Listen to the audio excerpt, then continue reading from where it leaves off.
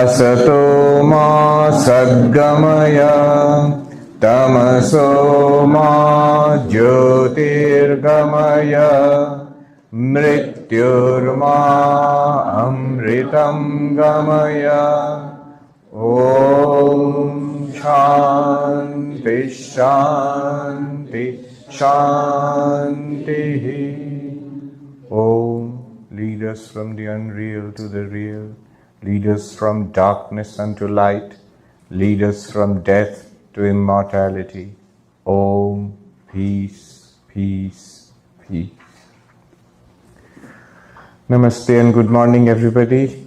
Welcome back. This is actually the first session. Yesterday was introductory. This is the first session of this book. Now, when I mentioned Vedanta last evening, I gave the traditional definition of Vedanta. Vedanta nama Upanishad Pramanam. Vedanta is the source of knowledge called Upanishads. And I focused yesterday on the word Pramanam, source of knowledge. In one sense, most of what I said yesterday is an explanation of what Pramana means for us in spiritual life. How is it different from belief or practice? Pramana, source of knowledge. But today I want to start with the other word, which is Vedanta. Vedanta nama Upanishad Pramanam. The other word is Upanishad. So what is Vedanta? Vedanta is certainly a source of knowledge, but what kind of source of knowledge? It is the group of texts called Upanishads. The moment you say texts, we feel, oh, so there's some books and you have to believe what those books say. No, not like that. These books are like a collection of pointers. They show us, they're trying to show us something, and we are supposed to see it. In fact, in reality, just like nose, you can say nose is the organ of respiration, is the organ of smell. Those are words. Nose is a word. In return for that word, I gave more words. But how about pointing out the reality directly? Similarly, because the nose is something that is present right here. Similarly, the self, who we are, what we are, is present to us, is available to us all the time. It's the only thing that is available to us all the time. So it can be pointed out. This pointing out is done in the Upanishads. Now, the Upanishads are found in the Vedas. There are many Upanishads. But in our tradition, in the non-dual Vedanta tradition, if you go back to Adi Shankaracharya, he wrote commentaries on 10, arguably 11 Upanishads. He wrote commentaries on the Bhagavad Gita. The Bhagavad Gita itself is based on the Upanishads. Krishna draws heavily from the Upanishads when he teaches. Sometimes he quotes directly from the Upanishads when he is teaching Arjuna. And there is another text of Vedanta called the Brahma Sutras, which are philosophical discussions of various issues which rise from the Upanishads. But the Upanishads are the source of Vedanta. They are the source of Bhagavad Gita, they are the source of the Brahma Sutras. So Vedanta is, textually speaking, if you ask, this system of knowledge you're talking about, what text, where is it originating? What's the source? What's the root? The root is Upanishads. And the 10 Upanishads, there is this cute little verse which we used to remember the names of the 10 Upanishads, the course of study. Isha kena katha prashna mundamandukya titirihi aitareyam cha chandogyam brihad aranyakam tatha. Isha Upanishad, Kena Upanishad, Katha Upanishad, Mundaka Upanishad, Prashna Upanishad, Aitareya Upanishad, Taittiriya Upanishad, Chandogya Upanishad, Mandukya Upanishad also, Chandogya and Brihadaranyaka Upanishad. 10. Now, based on these 10 Upanishads, Adi Shankaracharya wrote extensive commentaries which are also essential for understanding non-dual Vedanta. But he wrote a number of independent works and the other followers of Shankaracharya over down the centuries to the present age have written many, many works. And they are all based on the Upanishads directly or indirectly. So they all say the same message conveyed in the Upanishads is being conveyed in various different forms in these books. The authors of these books are very humble. They never claim to say anything new. Sureshwaracharya, one of Shankaracharya's disciples, when composing his masterpiece Naishkarmya Siddhi, at the beginning of that book, it's also a book about Advaita Vedanta. At the beginning of that book, he says, one may ask, if the master Shankaracharya has said all that there has to be said about Advaita Vedanta, why are you writing another book? And he says, it is just to check my own understanding. It's a masterpiece of Advaita Vedanta, written 1,000 years ago, Naishkarmya Siddhi. Similarly, all the other authors, Shankara himself and all the others, they write a number of other texts called manuals or introductory texts in Sanskrit, Prakarana Granthas. Many of them are famous. Vivek Chudamani. In fact, many people have their introduction into Advaita Vedanta, including myself, through the Vivek Chudamani, written probably by Adi Shankaracharya. Atma Bodha, Vakya Vritti, then the Dakshinamurti Stotra, other books like Panchadashi, Upadesha Sahasri, some written by Shankara, some written by post-Shankara Advaitins, Vedanta Sara, Vedanta Paribhasha, many, Aparoksha Anubhuti, many other books. Now there is one book which does not fall neatly into this category of traditional Shankara texts, Shankara and post-Shankara texts. This book is called, it's also a very beloved book of Advaita Vedanta. It is called Yoga Vasishta. Yoga Vasishta. It's not written by Shankaracharya, it's written long before Shankaracharya. It's not one of the Upanishads. It's not the Bhagavad Gita. It's not, although it's almost of the same genre as the Bhagavad Gita. It's not the Brahma Sutras. It's an independent work. And yet it is held very dear by non-dualists, Advaitins. The story goes that the prince Rama studied Vedanta and was convinced Brahman alone is real, the world is false, it's an appearance. So I don't have to be the king of Ayodhya. And he wanted to renounce the world and become a wandering monk and become enlightened and realize I am Brahman and be free. Naturally, his father Dasharatha was very worried. Who will become the crown prince and the king? Very ironic, thinking about what happened later on. But he wanted Rama to be the king. So he convinced the royal sage Vashishta, please convince the prince to do his duty, like rule the kingdom and marry and do everything that's expected of him. So Vashishta goes and Ramachandra tells him, I have studied Vedanta, I know Brahman alone is real, all this is an appearance, why go into all of this? And then Vashishta teaches him. And the teaching, it's a vast text, 30,000 plus verses, 30,000 plus. If you see the available volumes with Hindi translation or some other translation, it will stretch into multiple volumes, in English also. Often what you get as Yoga Vashishta is a selection. Usually it's a selection. So 30,000 verses. What Vashishta does there is convince Rama that you can do everything in the world. You can be a king. You can be married. You can have children. You can administer a kingdom. Conduct the affairs of the world.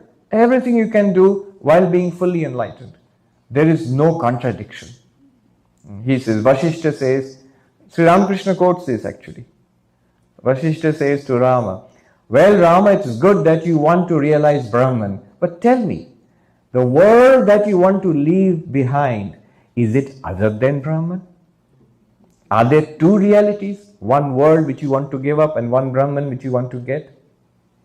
Rama, of course, can't say yes. He has studied Vedanta. Swami Vivekananda says, very rousing sentences. He who wants to run away to the mountains, to the Himalayas and meditate and die there has missed the goal. He who plunges headlong into the vanities and the foolishnesses and luxuries of the world has missed the goal. This is very strange. Either you leave everything and as much as possible and be a hermit or a monk, or you plunge into the world. There are only these two options, binary. What else is there? But Vivekananda is saying both have missed the goal, both have missed the way. Then what is the way? The way is to divinize life itself. Whoever you are with, wherever you are, whatever you are doing, to see God there. To divinize life. Ishavasyam idam sarvam yat kincha jagatyam jagat. Ishopanishad, the first line, it says that whatever is there in this world, moving or unmoving, sentient, insentient, whatever you experience in the world, is to be covered by God. Ishavasyam idam sarvam. Shankaracharya explains, covered by God means to uncover. God is already there. It's not that there's the world and then you have to put like a bed sheet over the world. You have to cover it. Exactly that language he uses, Sanskrit, achadanyam, to cover, like you cover with a cloth. It means to uncover. How do you uncover? So Shankaracharya says you have to discover. Discover. From cover the world to uncover to discover. How do you uncover or discover? Shankaracharya says, Isha, by God, by the Lord. Isha, Lord, Bhagavan, Ishvara, by the Lord, by Isha. What is the Isha? What is God? Shankaracharya says, Paramatman, the Supreme Self. What is Paramatman? Your own self, Svena Atmana. And therefore, covering the world, divinizing the world, what Vivekananda says, Shankaracharya explains in that first mantra of the Isha Upanishad, is to see God in everything. To see God in everything is equal to seeing the Supreme Self in everything. To see the Supreme Self in everything is to see yourself, Svena Atmana. What are the, in one sentence, dramatic movements, Shankaracharya. I remember reading these lines of Vivekananda, especially evocative for me, telling for me, because I had more or less, not run away literally, but I thought, even the monastery is not good enough for me. I want to stay on top of a mountain as high as possible and live in a hut and beg for my food and meditate and study all day long. That's what I will do. And I did it. And I went up to the Himalayas in Gangotri. I stayed there for a couple of months. And it was time for me to go back to the ashram where I was serving in a college there. And I had all sorts of remarkable, very interesting, funny, sad, inspiring, all sorts of experiences in the mountains. I remember I was in Uttar Kashi, in our cottage there, in the Ramakrishna Mission cottage there in Uttar Kashi. After the noon prasad, that means the food you have, that you have to beg. There's a place they give food to monks. So after getting the food there, after eating, I was in my room, lying down in the bed in the afternoon and reading Vivekananda. These lines came up. He who runs away to the mountains to meditate and die has missed the way. You can imagine, I sat up. That's me. I was actually up to that point feeling very happy. I thought this is the right way. And from now on, every year I'm going to do this. I'm going to come away to the Himalayas, I'm going to meditate. He has missed the way. Then next, Vivekananda says, he who plunges into the foolishnesses and the vanities of the world has also missed the way. If you're saying this world itself is the goal, purpose, end all of everything, you've missed the way. The result will only be suffering, unhappiness. Then what is the way? The way is to divinize life itself, is to see God wherever you are. If you are in the household, you see God there. In the office, you see God there. In the monastery, you see God there. In the mountain, in the cottage, in the Himalayas, you see God there. It should not be that only here, spirit in the desert, God is there. But if you go back to Phoenix, God is not there. It can't be like that. But there is a purpose to these retreats. When you go away from it all, you pull your mind away from it all, then what is there but not usually noticed can become more noticeable. It is more conducive to sadhana, to spiritual practice, solitude, staying by yourself. Householders would often come to Sri Ramakrishna and say, what is the way for us? Do we have to give up everything and become monks? Sri Ramakrishna said, no. But then what is the way for us?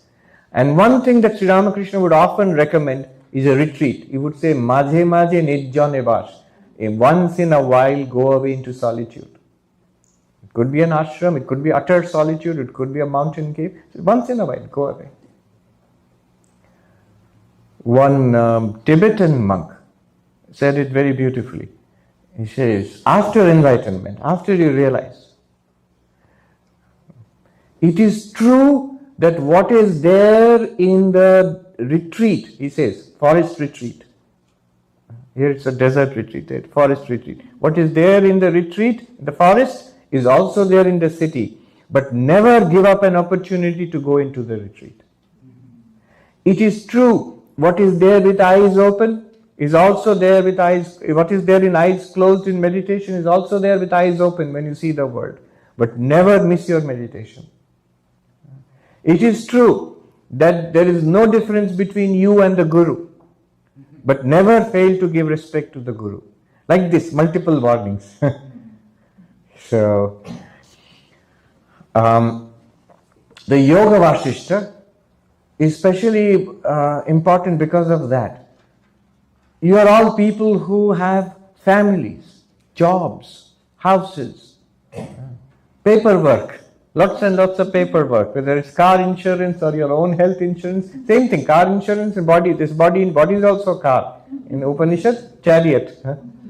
So insurance for both. So a lot of responsibilities are there, a lot of work is there.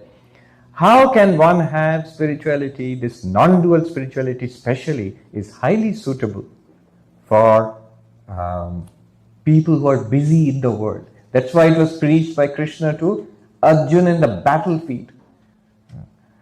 It was taught by Ashtavakra to Janaka, who was the emperor.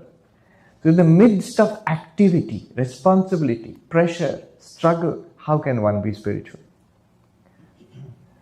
Vivekananda says, the kings of yore in ancient Indian emperors, they were the busiest of people. They were real monarchs with absolute power and huge responsibilities. So if they found something useful here, it helped them. How much more it can help us?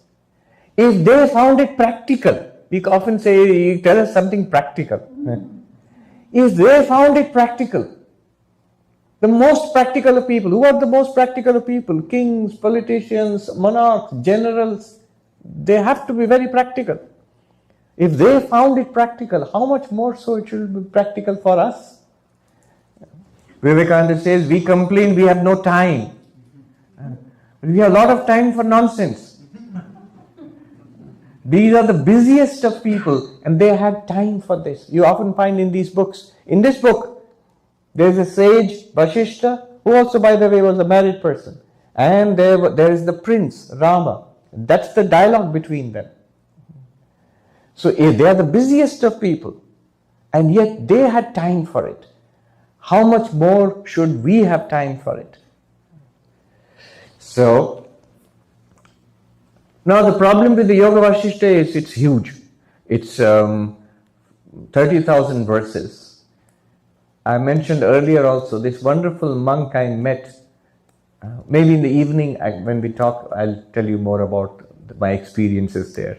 But he used to translate the Yoga Vasishta. He would all day long, day after day, week after week, month after month, year after year, decade after decade, he would translate that book, the original book, from Sanskrit to English. That's what he would do all day long. And when he would finish, apparently, I was told, He would take all the notebooks and throw them into the Ganges, into the Ganga. Why? Because he was not translating for publication. It was a spiritual practice for him.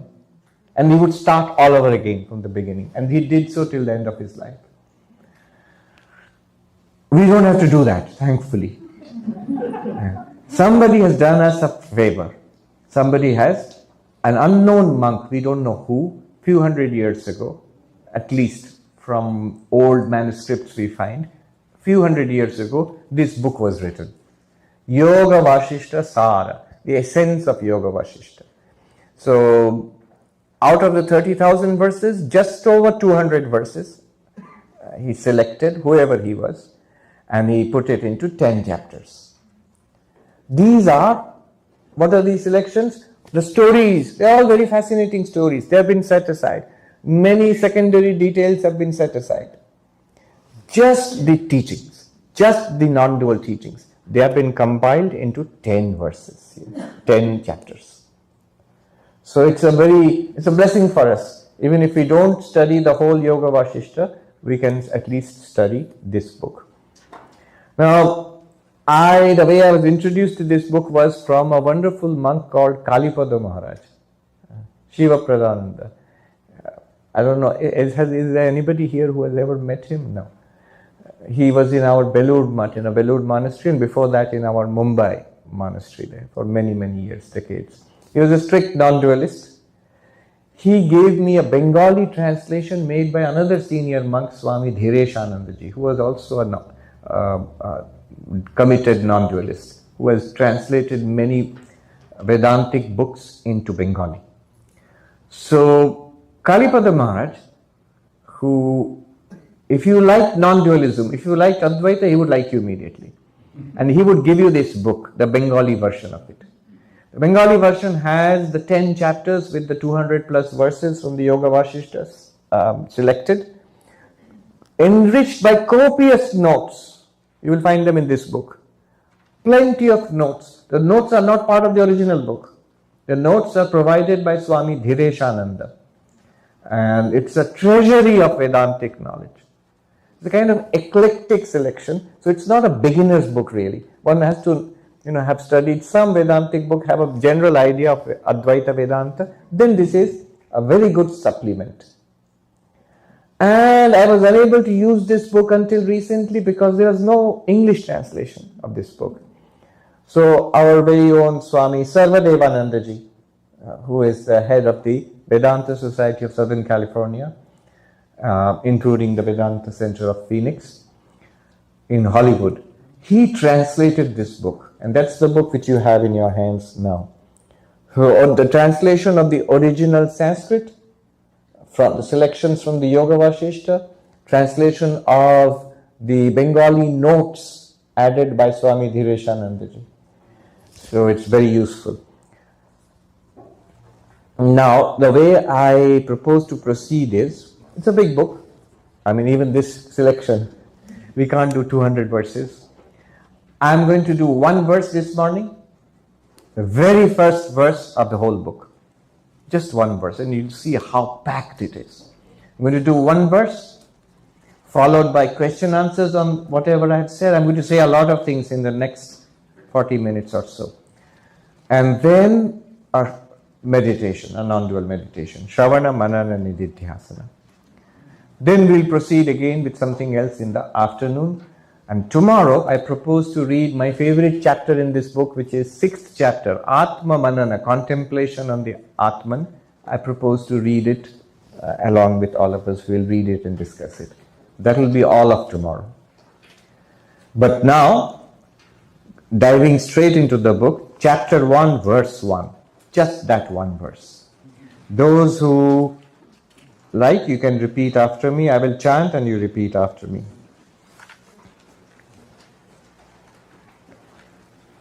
This is on page 1. Chapter 1, verse 1, page 1.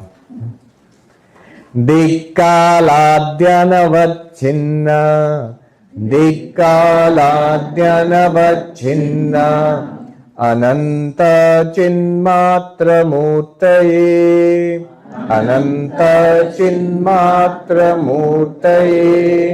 Svanubhutyekamānāya Svanubhutyekamānāya Namah Shantaya Tejase Namah Shantaya Tejase. I salute the Supreme Brahman, who is beyond all qualities, tranquil, beyond the limitations of the 10 directions, space, time, or objects, who alone is the embodiment of infinite consciousness, and who is to be known only through the proof of one's own experience. All right. It says here, I salute Brahman. What is Brahman? Chinmatra Murti. Pure consciousness alone. Okay, you can read the book later. Now you have to pay attention. I'm going to say lots and lots of things in the next 40 minutes or so. And it will be like trying to drink from a hose, fire hose. So, Brahman is pure consciousness. Only. It's not a body, it's not flesh and bones, it's not thoughts, mind, feelings. It's pure consciousness and only pure consciousness. Chinmatra Murti. And this pure consciousness is infinite. Ananta. And what is infinite? Which is not limited by space, not limited by time, not limited by object. I'll explain all of this. What's the proof of all of this? Your own experience. Svanubhuti ekamanaya. And so, what's the upshot? I salute this, which is Shanta Teja, which is tranquil radiance. I salute that tranquil radiance. What a beautiful, beautiful verse opening. I salute that tranquil radiance, which is pure consciousness, which is limitless, all-pervasive, eternal, non-dual. Our every experience proves it. That I salute. Now there is a way of unpacking this verse. What you have to do is listen, not like an upside down pot and leaky pot, dirty pot. Listen how, with attention, the importance of attention. Listen how, so that at the end of it I can say, I know what he said. I can tell you what he said. In my own words, I can sum it up. And traditionally, they would make us memorize these verses. I won't make you memorize. But the purpose of that memorization was at least the basic, the minimum has been accomplished. The information has been transferred. Whether one gets it or not, far before one is enlightened, at least the knowledge has been transferred. At least the information has been transferred. So, listen like that. And listen experientially. Connect it with one's living experience right now. We will do it. We'll go together. We'll walk together. Start with Chinmatra Murti, consciousness alone. Pure consciousness. What is this pure consciousness? The beauty of starting there is we are starting with ourselves. Because we are conscious. Notice this. Whatever we see, right now you are seeing so many things. You are seeing me, all this. You are conscious. I am aware. You are aware when we are seeing all of this. And if I close my eyes and I do not see any of it, but I am listening to what you are saying, Swami, I am still aware. I note that I am aware. And the awareness which was seeing is the same awareness that is hearing. True or not? What we are seeing is very different from what we are hearing. We are hearing sounds, speech. We are seeing colors and shapes. They are very different from each other. And the experience of seeing is also different from the experience of hearing. All of these, please let us follow it like nose. Notice, actually notice. The experience of seeing, here I am seeing. Like a child, see, okay, I am seeing. And close your eyes and hear. Very different experience. Seeing, hearing, very different experience. And seeing also thousands of different things I see. Hearing also thousands of different things I hear. But I notice that one consciousness which enabled me to see, have the experience of seeing, is the same consciousness which is also hearing. It is the same consciousness which smells, which has the experience of smelling. The same consciousness which gave you the experience of the delicious food, taste. Same consciousness which gives us touch even now. Look at the bodily sensations. Same consciousness.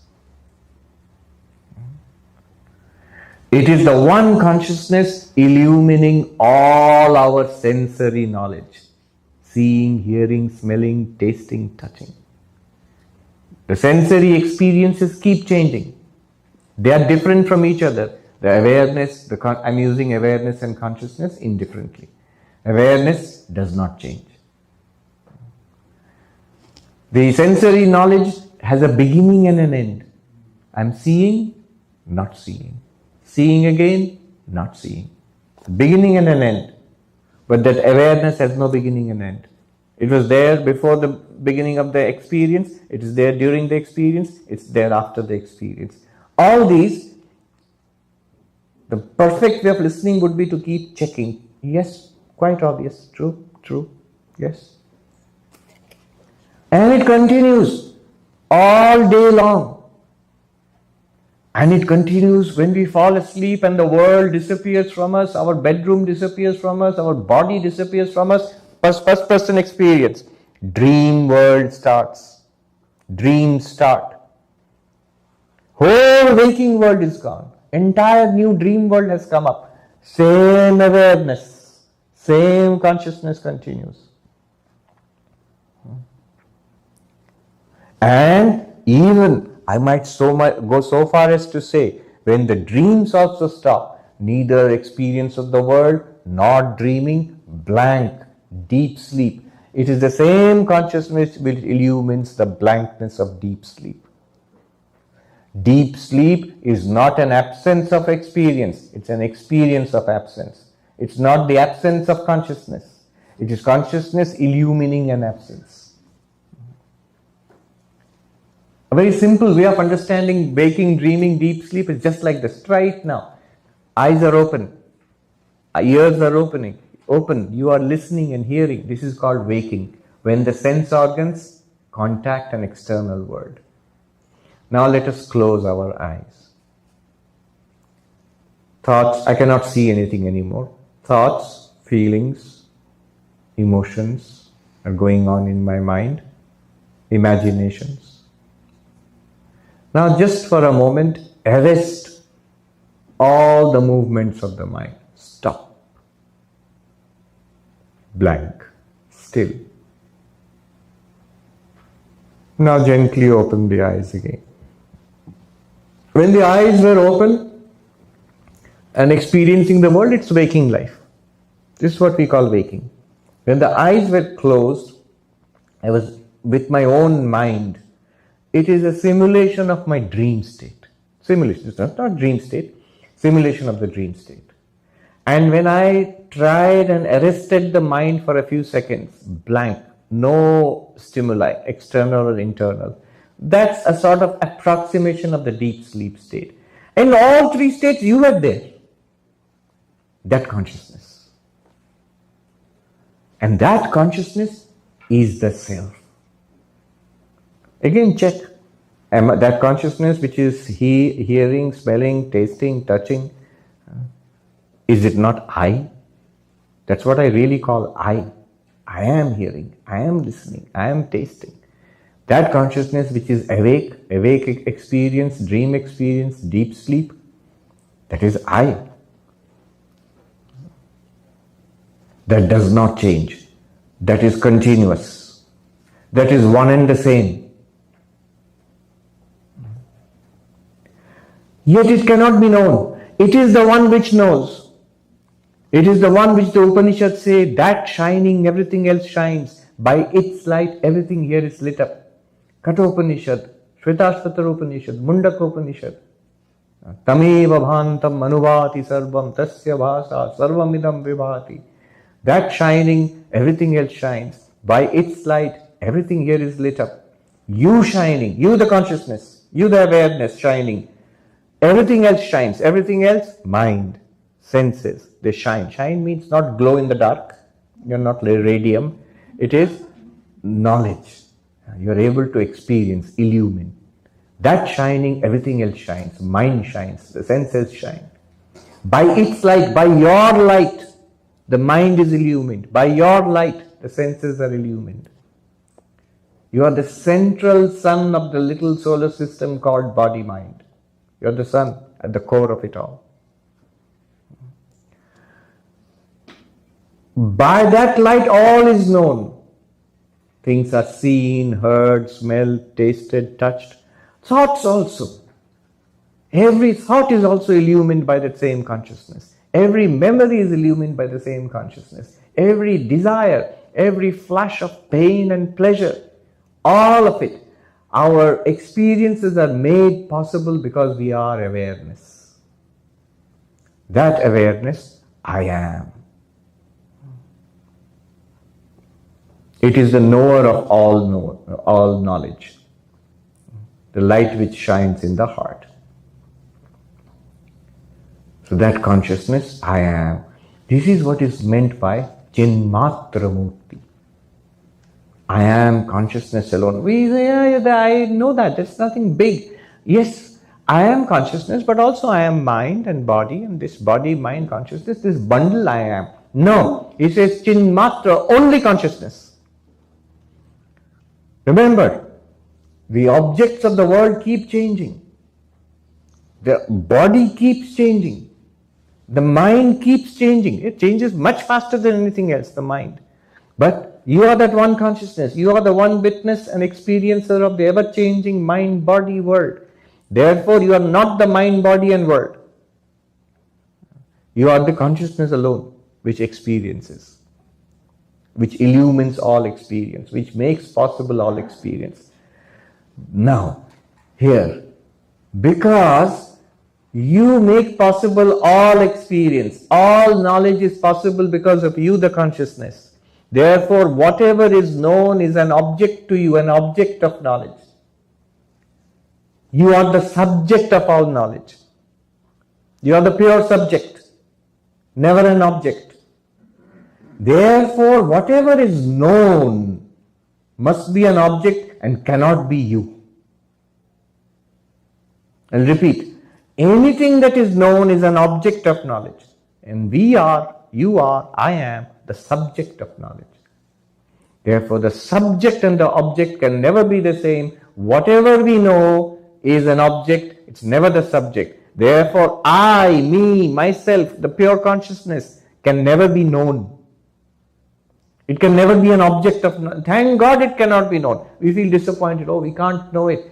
We are so eager to know everything, we forget knowledge means limitation. Knowledge means objectification.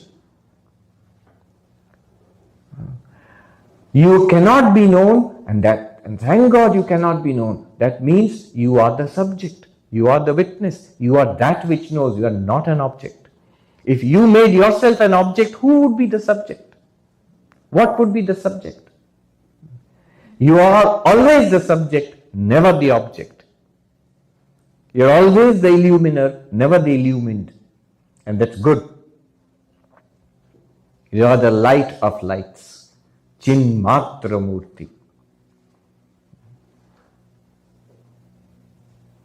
Now this one consciousness, this consciousness alone, is devoid of the 3 differences and 5 differences. The negation of 3 differences and the negation of 5 differences. We are moving ahead now. Be centered in as awareness. I am awareness. Now we are going to investigate this awareness. And all these investigations are negative investigations. Negative investigation means we will see what we are not. The only way of proceeding, it's not very difficult, but it's a little weird. It's not the way we normally, we get knowledge by knowing what it is. Here, because we cannot know ourselves as I am this, we must know ourselves as what I am not. Therefore, I, the consciousness, am devoid of 3 kinds of differences and consequently of 5 kinds of differences. What do you mean by that? Negation of 3 differences, negation of 5 differences. In what? In pure consciousness. Negation of 3 differences, the traditional Vedantic idea, Swagata, Sajatya, Vijatya, Bheda, Rahita. What do these words mean? There is no difference in consciousness internally of the same kind, of different kind. Internally, number 1, of the same kind, number 2, of different kind. Internally means within consciousness are there parts, are there components, are there areas, locations. Just as body is one, but the body has many parts, and the parts are all different from each other. The hand is different from the foot is different from the tummy is different from the head. Like that, within consciousness, are there differences? Vedanta, Advaita Vedanta says no. No internal difference. Consciousness is one and homogeneous. It's always exactly the same. There are no parts of consciousness. Swagata Bheda Rahita. There are huge philosophical implications of this. If you relax this, in will come Vishishta Advaita Vedanta, which says there are internal differences in the ultimate reality. The ultimate reality is Chit, Achit, Vishishta Brahma. Don't worry about the Sanskrit, I'll translate everything. Chit, Achit, Vishishta Brahma. There is a whole huge school of Vedanta which says there is an internal difference within consciousness, within the ultimate reality. And what is the difference? This whole universe is one. That's great. But this universe consists of sentient beings like us and insentient things like tables and chairs and stars and planets. And God, Brahman, ultimate reality is an integral whole. All of it together, like the body. Again, it's not wrong, but that's not the final truth. Advaita Vedanta says, no. There are no differences within pure consciousness like hand and foot and tummy and head. The logic will be very simple. If you want to think about it, if there are differences within consciousness, are those differences known or unknown? If the differences are knowable, then they are not consciousness. They are all objects then. If the differences are unknown, then why even talk about it? You see, there is an internal difference within consciousness. Yes, what is it? I don't know. Who knows? Nobody knows. Then don't talk about it. If you know about it, then it's an object of your knowledge. And then it cannot be in consciousness. Consciousness is the subject. So, no internal differences. Before proceeding, let me give you a quick, the easy example of internal differences, differences of the same kind, differences of different kind. So the difference between if you look at a tree, the trunk, the branches, the leaves, the roots, the fruits, they're all part of the same tree, but they're all different from each other. This is called internal difference. In Sanskrit, Swagata Bheda. Is the ultimate reality like that, like a tree which has internal differences?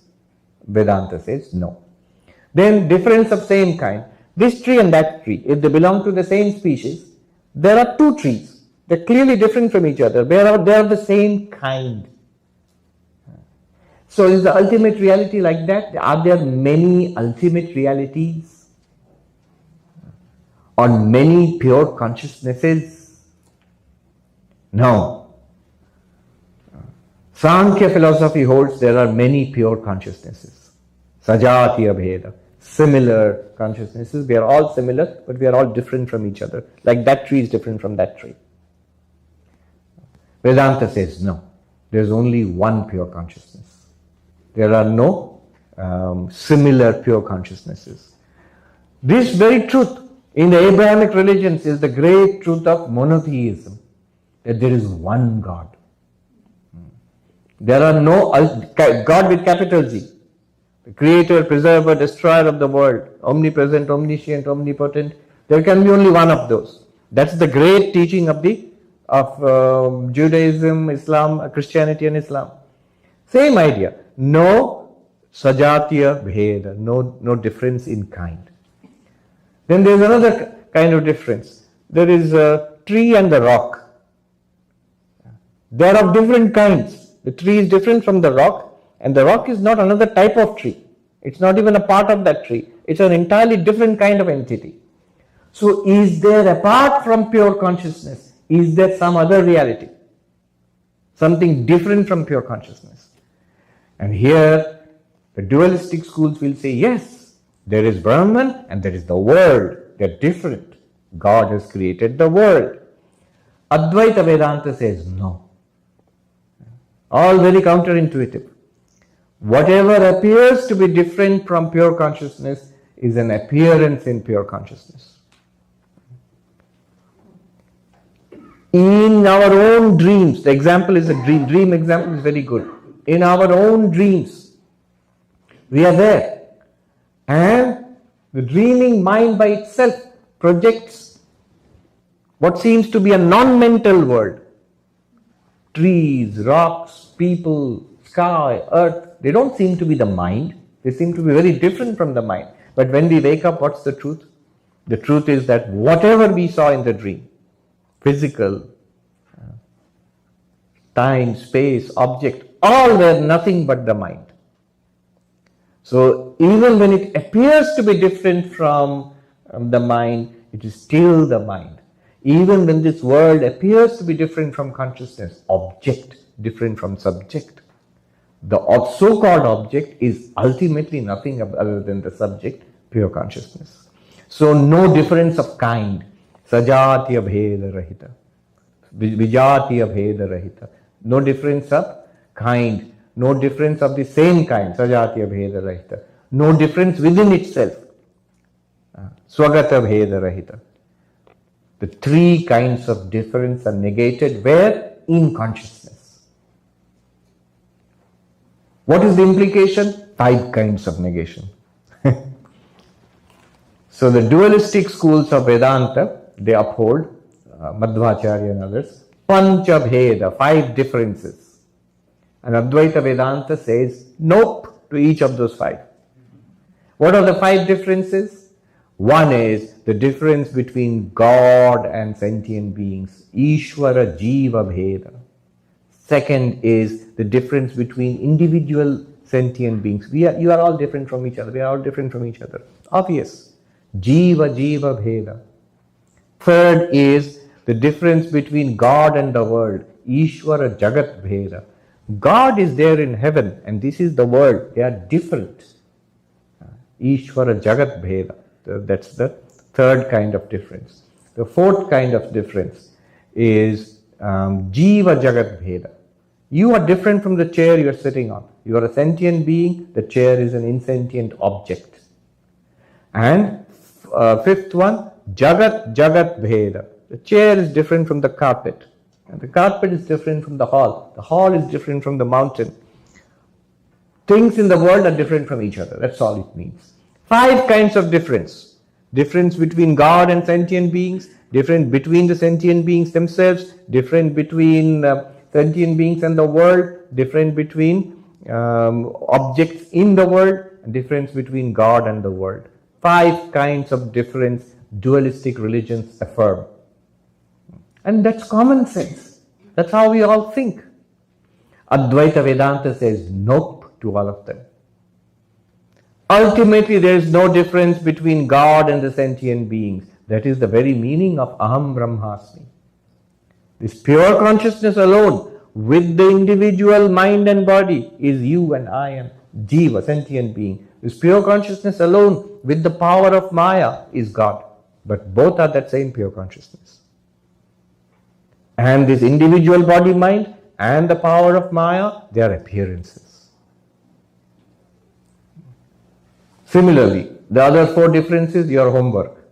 Why is there no difference between Jiva and Jiva? Why is there no difference between us? In what sense? Imagine the dream. Suppose you see 100 people in the dream. Are they not all one with you? Krishna says, Kshetragyam chapi mam vidhi sarva kshetreshu bharata. Know me alone to be the knower of the field in all these fields, O Arjuna. That means two things. One is God is identical with all sentient beings. And all sentient beings are identical. They're all one consciousness. Then what about the okay, I'm not doing your homework for you. So, this one consciousness does not have the 3 kinds of difference and 5 kinds of difference. So then this means, what follows next is the word Ananta, limitless. Therefore, pure consciousness becomes limitless. How so? Diggaladi anavachinna. Pure consciousness is not limited by, not cut off by, in Sanskrit, parichinna or avachinna, not cut off by space, time and object. Here it says directions, but it means, is referring to the Taittiriya Upanishad, the Ananta. Limitlessness. What is limitation in time? Something has a beginning and an end in time. The class has a beginning in time and the class has an end in time. It's pretty fast actually. Is it, how much time do we have? 5 minutes?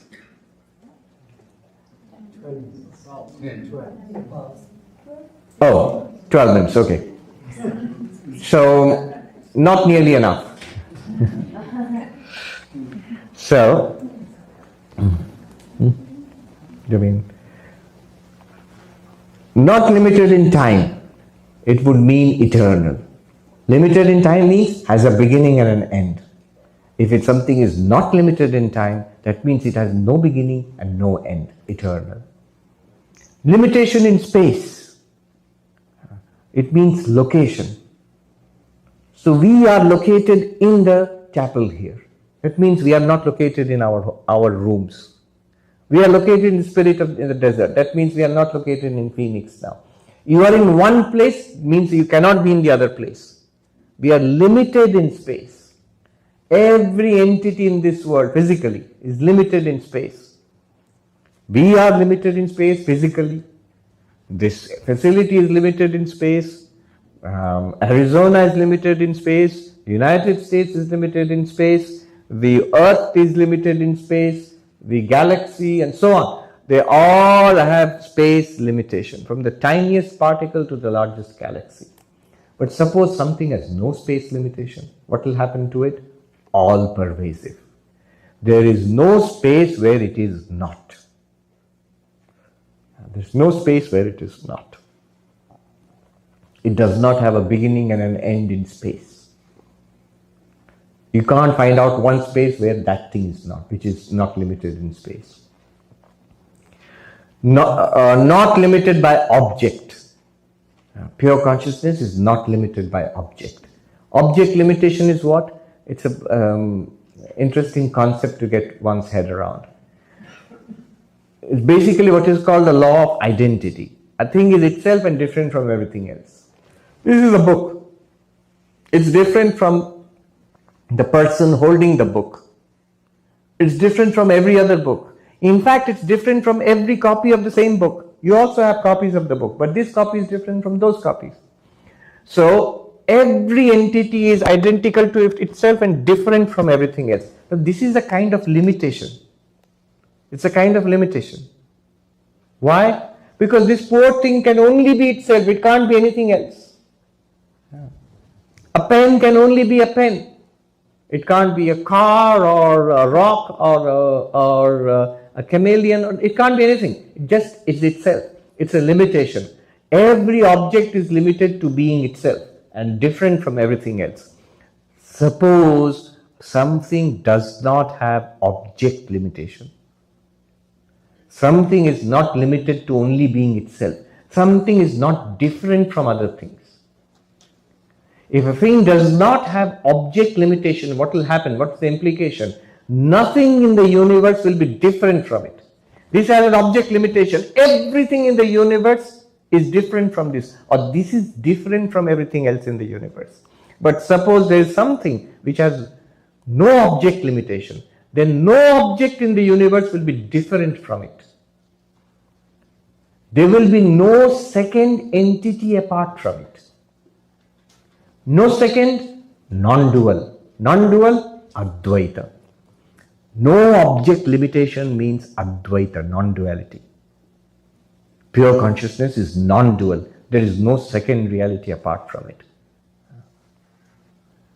Summing it, putting it together. Anantam, limitless. It means what? It means this pure consciousness is all pervasive. There is nowhere in space where it is not. It is eternal. There is no time when it is not. And it is non-dual. There is no reality which is different from it. No second reality apart from it. You might say all this sounds rather cool philosophically, but it sounds quite improbable. But no, I will give you an example where all of it is true and we all experience it. Look at the dream example. Many examples can be given. Look at the dream example. In the dream example, you are walking down a beautiful desert retreat with mountains around and the cacti around and this wonderful buildings and nice food and sky and people and nice people around you. All of this is there. You're walking around this vast space. Now when you wake up, when we wake up from the dream, let me ask you 3 questions. 1, in the space which you saw in your dream, the whole retreat center, was there anything apart from you in that space? Were you not there in all of that space? Although it felt, I am walking through the center. I am walking down. When I wake up, I realize I, the one who was walking there, and everything, the path and the sky and the center, all of that space was in my mind. My mind alone became that space in the dream. And the time which was there, dream has its own time. The dream time itself was an appearance in your mind, the dreamer's mind. Therefore, with respect to the dream world, you are eternal, the dreamer. And third question, was there any second person or entity or thing, even the tiniest piece of dust or pebble in the dream apart from you, the dreamer? No. Everything that we saw or even did not see in the dream, whatever was part of the dream, was nothing but me, the dreamer. I was appearing in those forms. With respect to me,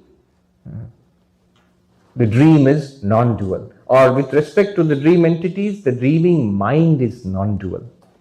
No second entity in the dream apart from the dreaming mind. And this is an example. I can multiply examples. Take the example of a movie and movie screen. When you project a movie on a movie screen, the entire space shown in that movie, suppose it is Star Wars, stars and galaxies are shown, light years and light years are shown.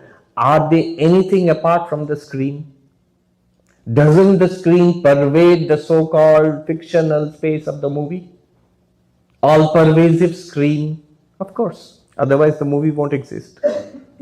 Isn't the screen eternal compared to the time of the movie?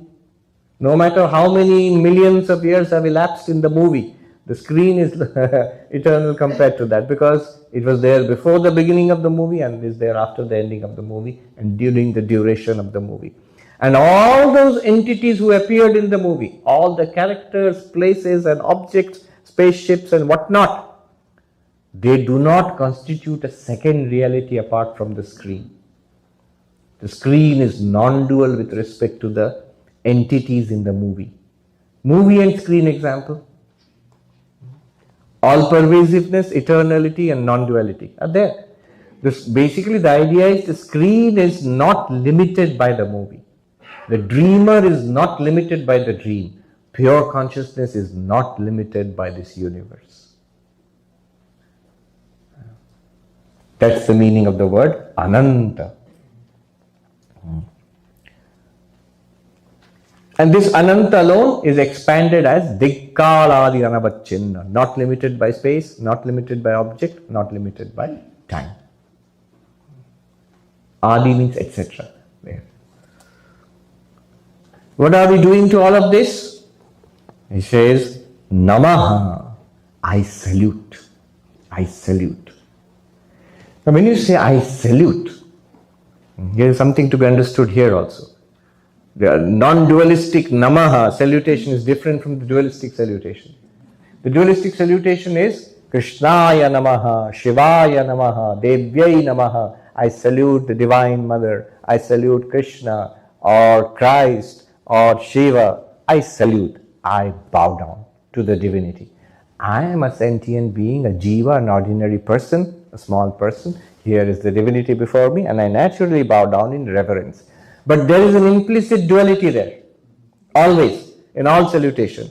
One salutes another. Now in non-duality it's not possible. And then one saluting oneself also is a little odd. It's a little eccentric. Whom are you saluting? I have great reverence. For whom? For myself.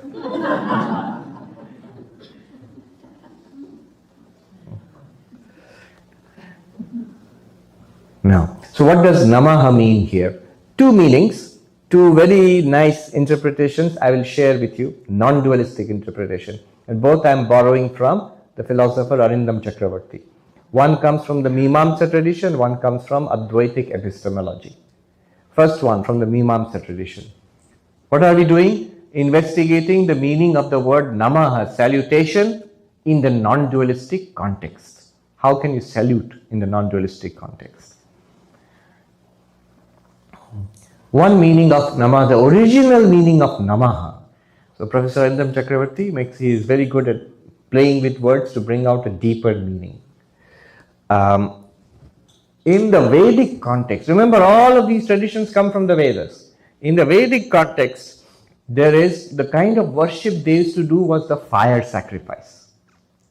And they would offer things like clarified butter and curd, yogurt, and other things like that into the fire, accompanied by the chanting of mantras. The mantras would go like this: Idam Indraya Swaha, Idam Namama Idam Indraya. This is not mine, this is Indra, the deity Indra, the god Indra. To Indra I sacrifice this offering. So that which was mine, now I give up to God or to the divinity or to the deity. This is the basic, the core idea of worship. It was called yajna, sacrificial offering. The core idea of worship is sacrifice, giving up something that belongs to me, to God. And the word Namaha in Sanskrit, here I have to stick to Sanskrit. He plays on that word, the philosopher Arindam Chakravarti. He says, Namaha is equal to na mama, not mine. Not mine. So every worship is of the form, not mine, it is thine. It could start with you are offering flowers or money or clarified butter, ghee into the fire or whatever it is you're offering. But in Vedantic sense, what is it that we are offering? The technical word is upadhi, body, mind, prana, intellect, senses. These are not mine, these are thine. Either these are Prakriti, nature itself, or these are Ishvara, the creation of God. They are not mine. I am not the body, I am not the mind, I am not the prana, I am not the intellect, I am not even the ego which is saying these things. All of these I give up unto you, my Lord. Then what remains? What am I? What cannot be given up? Pure consciousness, awareness. So I am awareness alone. The very meaning of Namaha is that I am pure awareness. You see the cleverness of this interpretation? And this has solid roots in the Vedic tradition, that this is the original meaning of Namaha. In fact, the definition of worship which we learnt in Mimamsa philosophy, in the Karmakanda of the Vedas, ritualistic portion of the Vedas, is Dravya is giving up of an object of offering.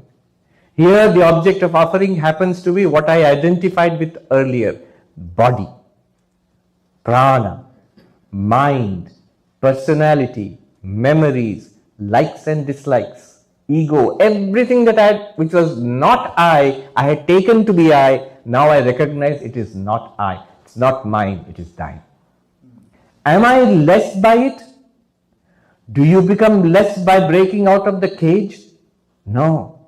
When you say, I am not limited to this cage, I burst free from the cage. It is the lion bursting free from a bamboo cage, which couldn't have held the lion anyway. We're bursting free. Pinjara Devakeshari.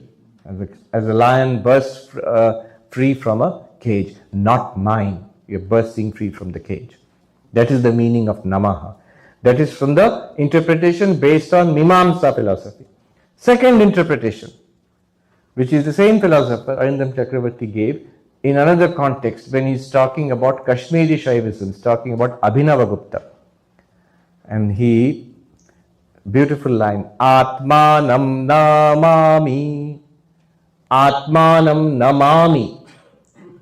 I salute the self. Namami is a variation of Namaha.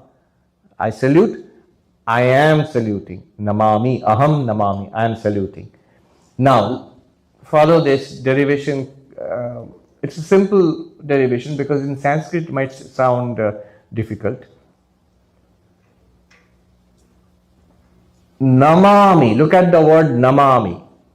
Those who know Sanskrit, it simply means I bow down. Namami, I bow down. But he splits the word, Arindam Chakravarti, he splits the word into na-mami. Mami, ma in Sanskrit means to measure. To measure. Whenever we see something, hear something, smell something, taste something, touch something, we are measuring. We are objectifying. All our scientific instruments are measuring. What can be measured? Only the measurable, only the limited, only the parichinna. Measurability means limitation. Limitation means an object, an object. Measurability means two things, limitation and object. What do you measure? An object. And what kind of object can be measured? Not immeasurable, not infinite. Infinite by definition means immeasurable. Only the limited can be measured. The moment you say limitation, time, space, object limitations come in, Maya comes in there. So, measurability equals objectifiability equals limitation, limitability or finitude. Atmanam namami. I do not objectify the self. I do not measure the self. I do not limit the self. Which means the self is the pure subject, not an object, is immeasurable, is infinite, not limited by time, space and object. From the very word namami, it shows the real nature of the self. Whatever I'm saying in this talk, 45 minutes or so, is a basis for a whole series of classes actually. I'm packing in enormous amounts into every word here. I'm overloading the words. Namaha, two meanings. Namama, not mine.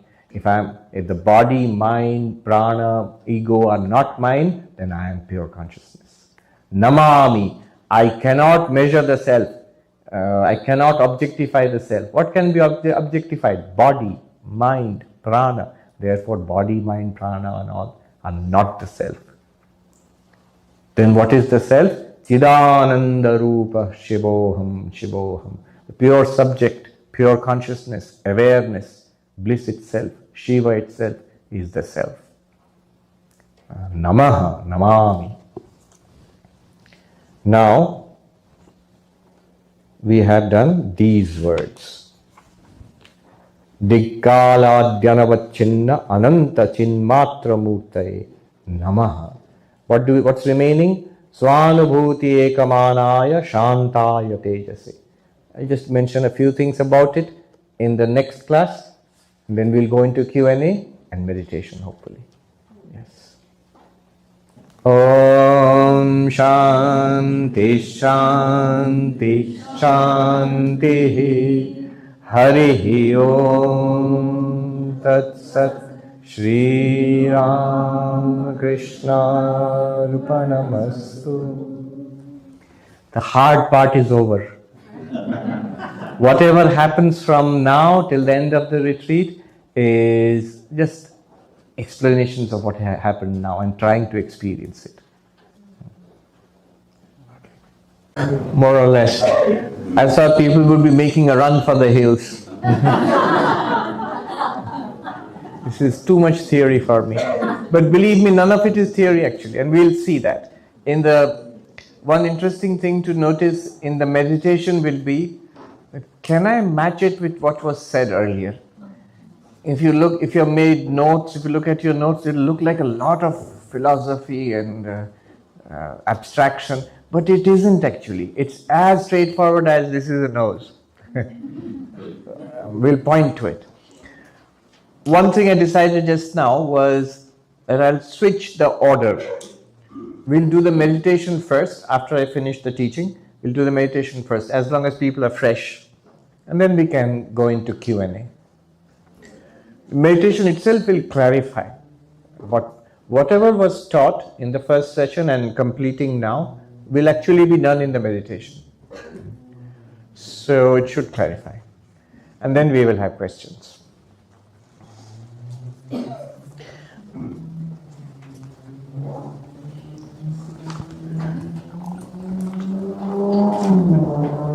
Yes. Please chant after me. Diggaladhyanavachinna Diggaladhyanavachinna Ananta Chinmatra Murtaye Ananta Chinmatra Murtaye Swanubhuti Kamanaya Swanubhuti Kamanaya Namah Shantaya Tejase Namah Shantaya Tejase. I salute that Supreme Brahman who is beyond all qualities, tranquil, beyond the limitations of the 10 directions, space, time or objects, who alone is the embodiment of infinite consciousness and who is to be known only through the proof of one's own experience.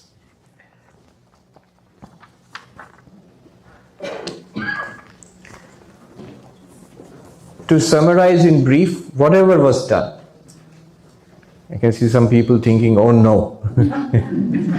No, it is just the essence of it.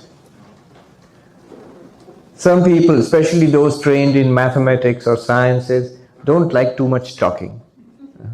There is a saying in Hindi, there is a phrase, moti baat batao. Tell me the essence of it. I'll work it out myself. I have a friend who is a very well-known mathematician. He's a monk and he's one of the leading mathematicians, not only of India. I mentioned in a gathering that my friend is a leading mathematician of India, and somebody said, of the world, Swami, of the world. Another mathematician told me. So this Swami, who's a mathematician, many years ago, I was talking to him excitedly about this new book on mathematical logic which I was trying to read and understand. Big book. After some time, in exasperation, he said to me, give me the book, give me the book. I gave him the book. He flipped to the very end of the book. There's a cheat sheet at the end where all the equations and all are given.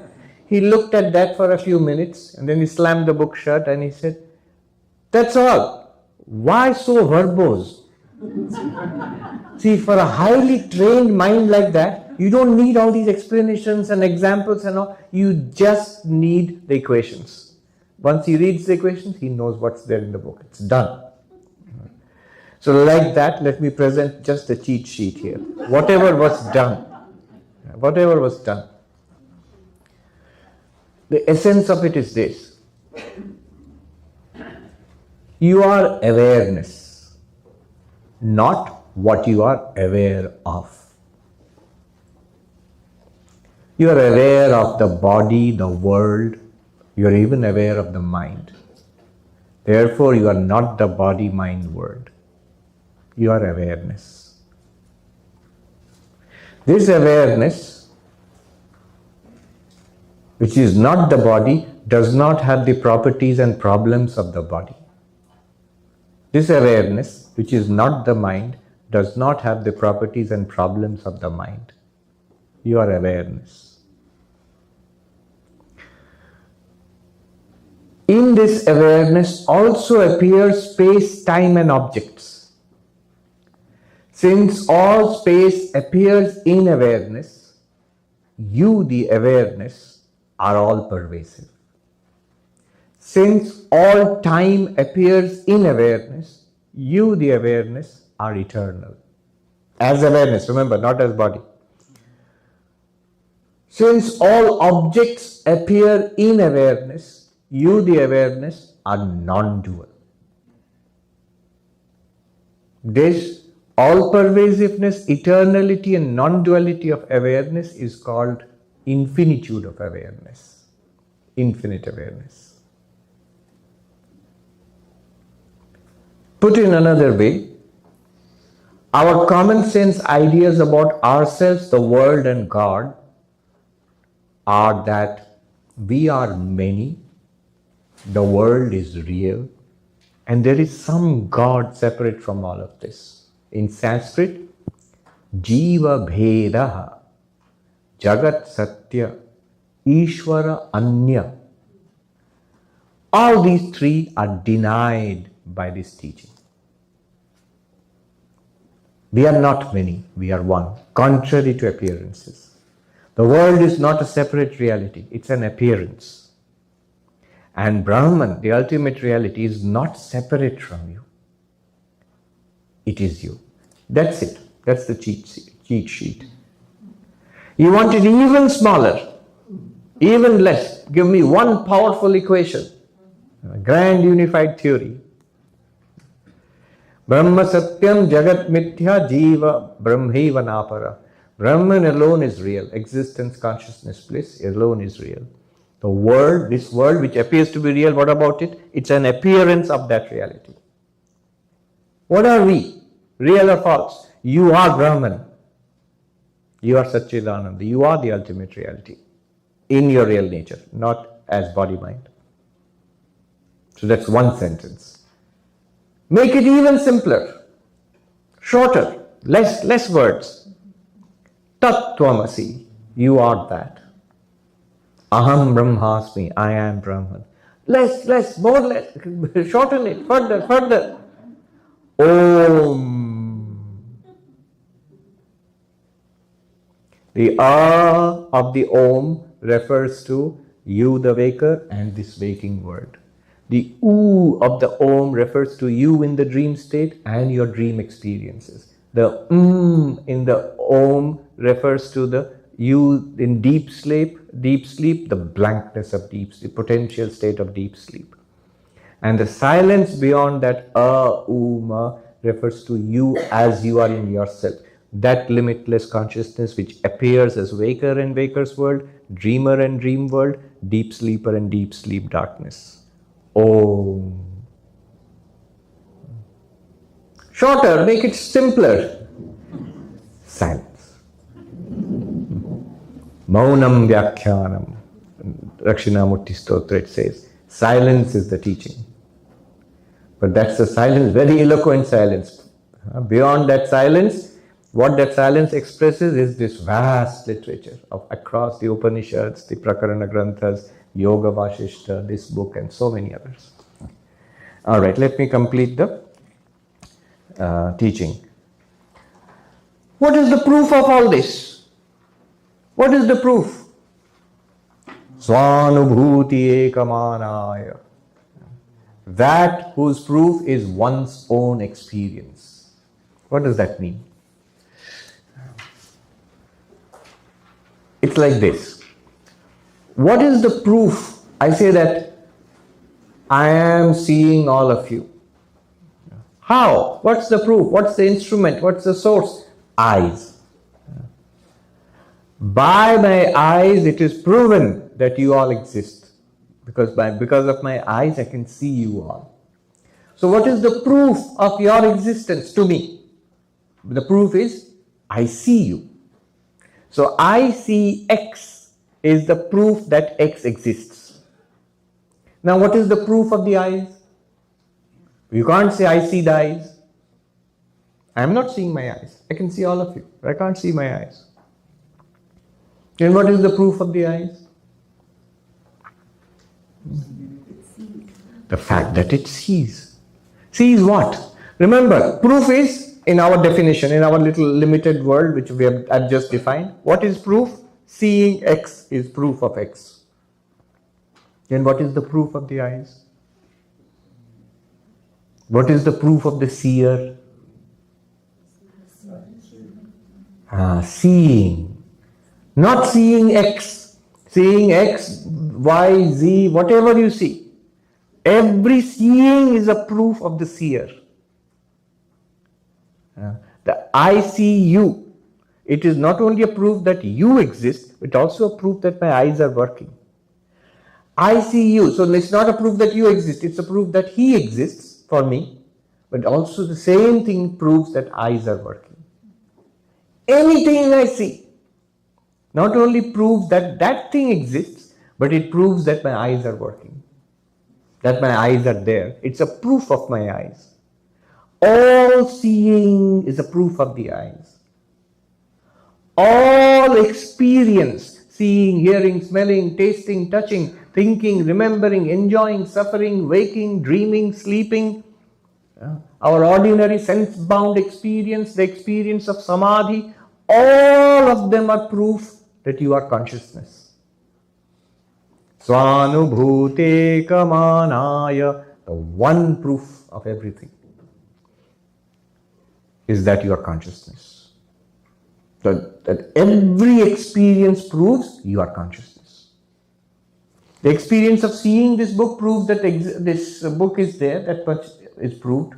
It's not the proof of anything else, but it is a proof that I am consciousness. Otherwise, I won't have this experience. After all, what is experience? Consciousness plus object is equal to experience. C plus O is equal to E. Consciousness plus object is equal to... It's a very profound little equation. It's the equation of our lives. All our lives, whatever has happened, will happen, can happen, is C plus O is equal to E. Will you see God one day? It is still C plus O is equal to E. After all, you will see God. Will you have samadhi one day? Very good, but it's still C plus O is equal to E. After all, you will have samadhi. Can you see God? Can you have samadhi without that consciousness? No. So C plus object, consciousness plus object is equal to experience. Every experience proves consciousness.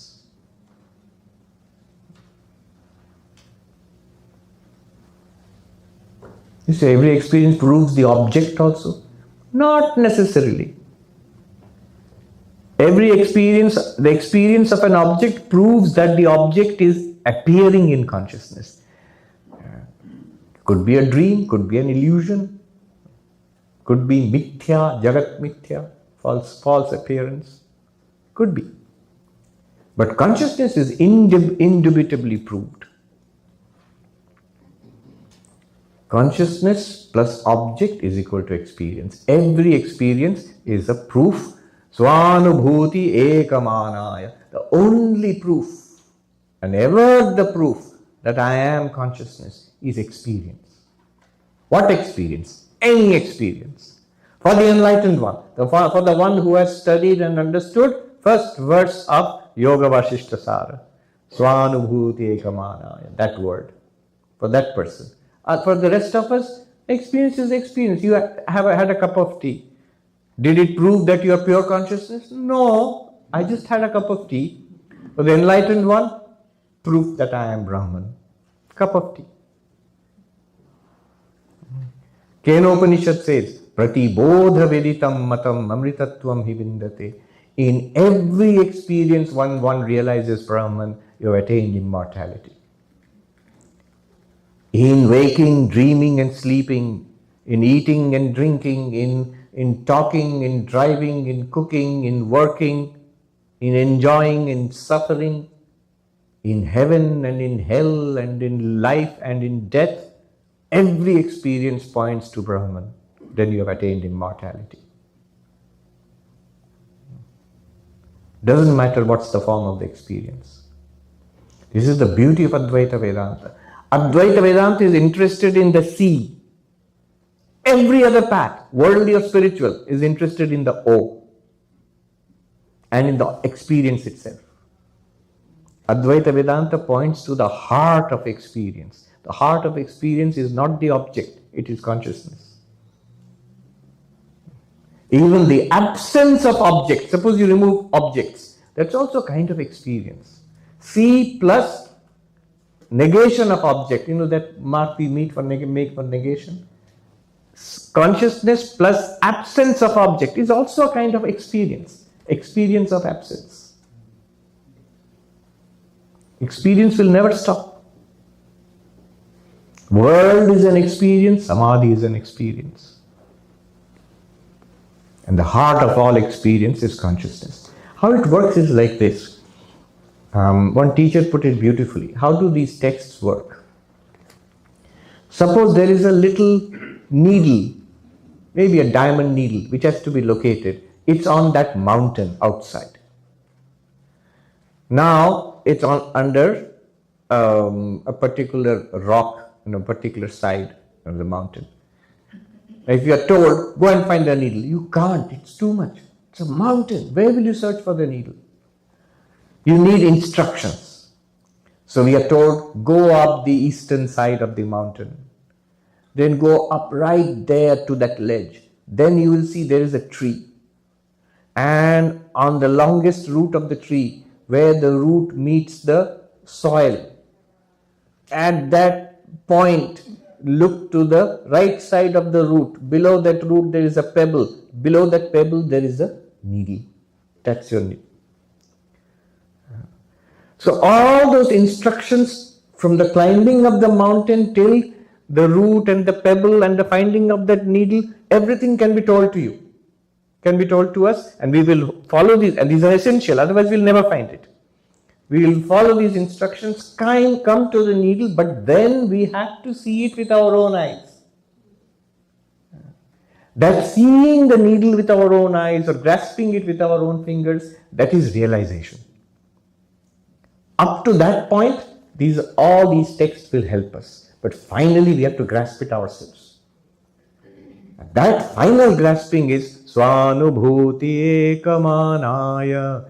One proof is your own experience. That has to be grasped. Every other path will tell you, you need a special experience. Vedanta tells you, any experience will do.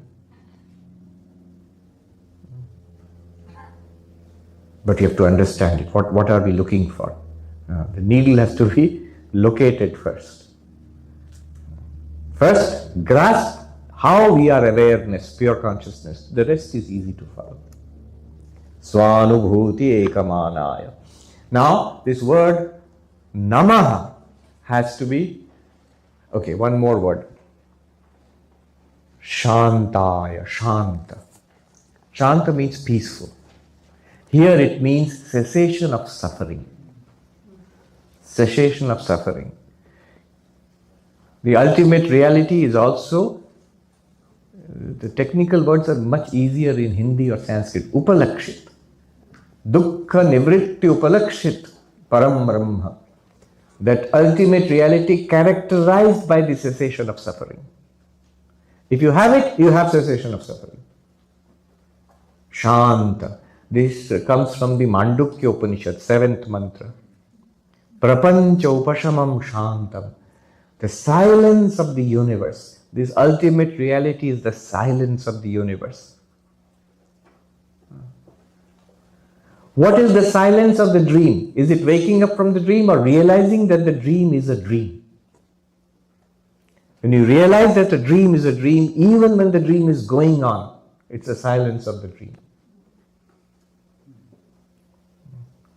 What's the silence of the movie? You might think, switch off the movie. That's the silence of the movie, definitely. But also realizing that it's a movie. That it's an appearance on a screen. Then you can continue to enjoy the movie. Switching off the movie is boring. Continue to enjoy the movie, knowing it is a movie. If you don't know it's a movie, then the tragedy in the movie will crush you. The horror in a horror film will scare you. So, when you know the movie is a movie, then the movie can go on. That is Shanta. The silence of the universe. It's the silence of the movie while the movie is going on. Realization of the movie nature of the movie. This is in Sanskrit called Mithyatva Nishchaya, ascertainment of the falsity of appearance. This world, samsara, and freedom from this world, nirvana, both are magical displays upon the primordial ground, which is Satchidananda, which is you. This entire samsara which we seem to have gone through for many lifetimes. And the nirvana which we will get, the moksha which we will get soon. And the freedom, living in that freedom. Both are appearances. Even the nirvana is an appearance. The moksha is an appearance. As is samsara. The moksha cures the disease of samsara. But both are appearances. Then what is the reality? If there are appearances, reality must be there. The reality is you, the primordial ground to which these are appearing. So Shantaya. To all of these should be connected Namaha. I salute. In what sense? Remember two senses. Na mama. Dravya I give up all body, mind, everything, then I remain as pure consciousness. Or namami, I do not measure, I do not objectify, I do not seek to know.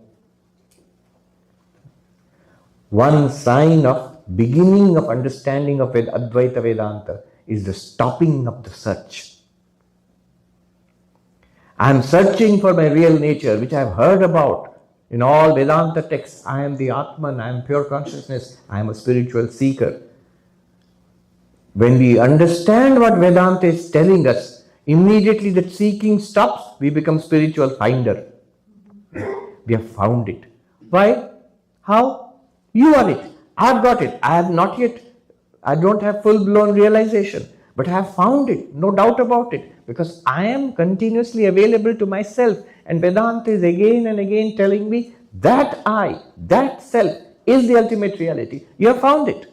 It's there, always available. No longer have to look here and there. Spiritual seeker becomes spiritual finder. Now you have to settle down on it. Now you have to center yourself in it. Now you have to note with delight the wonders of your real nature. And apply it and see how it cures the problems of samsara. That is nirvana, that is moksha. But both are displays upon the primordial ground, the ultimate reality, which is you. This primordial ground, whose radiance is samsara and nirvana, is called Tejaha, radiance. Tejasi, Namah Tejasi. Now, the whole verse, read it and feel it like this. Namah Chinmatra Muktaye, I salute, in both the senses. Namama, Namami, pure consciousness. I am that pure. I salute. I am that pure consciousness. Namah Anantaya. I salute the infinite, which I am. Namah Digkaladya Navachinnaya. That which is not limited by space, hence all pervading. That which is not limited by time, hence eternal. That which is not limited by object, hence non-dual. That one which is I myself, I salute. Salute. Namama Namami. Swanubhuti Ekamanaya, whose only proof is my continuous experience.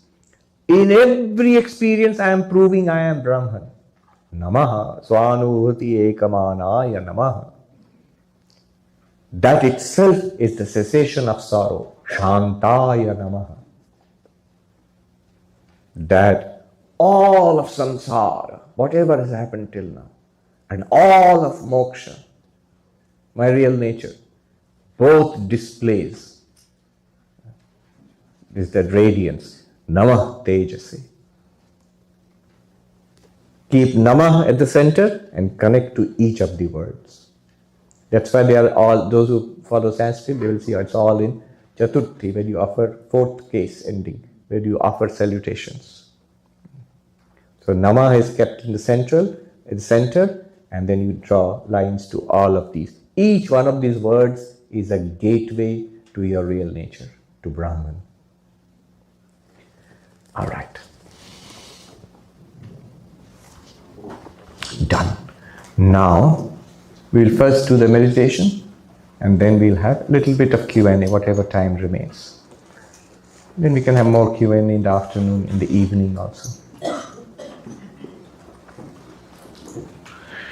The meditation, you can keep the book on your lap or in the carpet below you.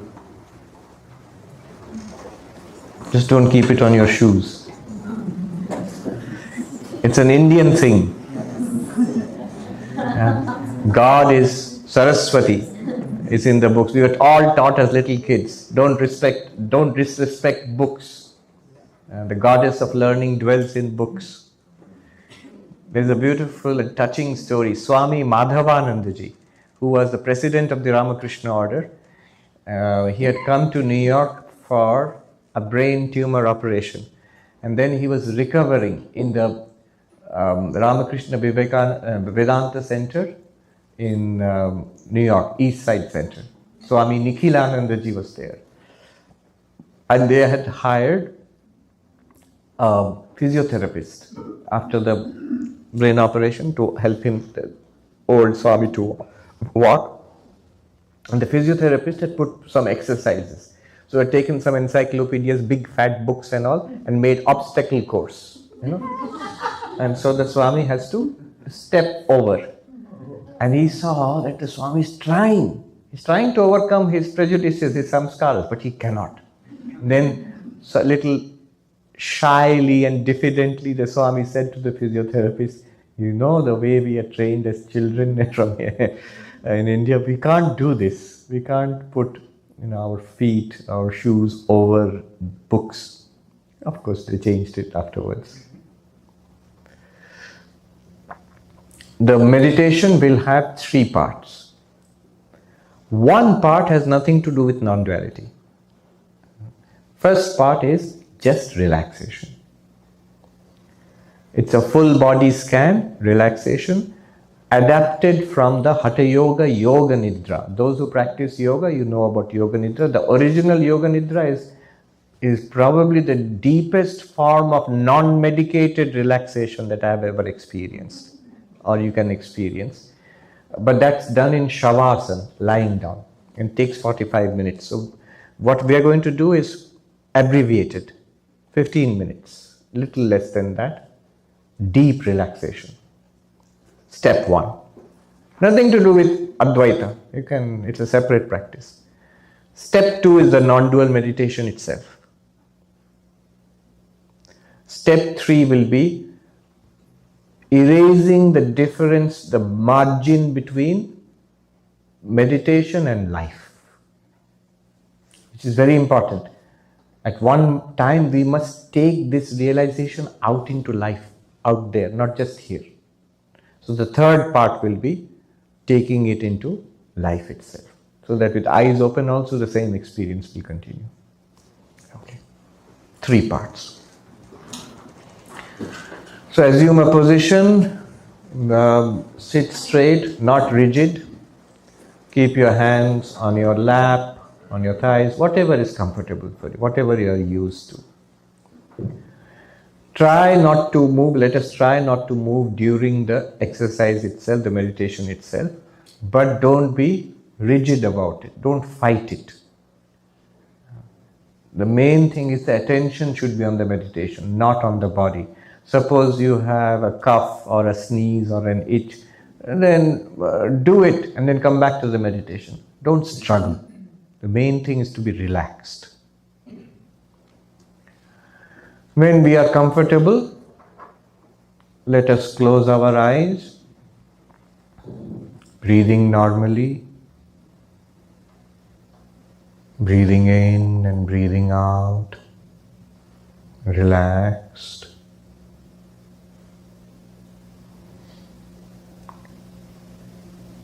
I will mention the name of the part of the body. We will direct our attention to that part of the body and feel it is relaxed. No strain, just notice that part of the body and feel it is relaxed. Like that, we will scan the whole body. Don't be rigid, be relaxed physically.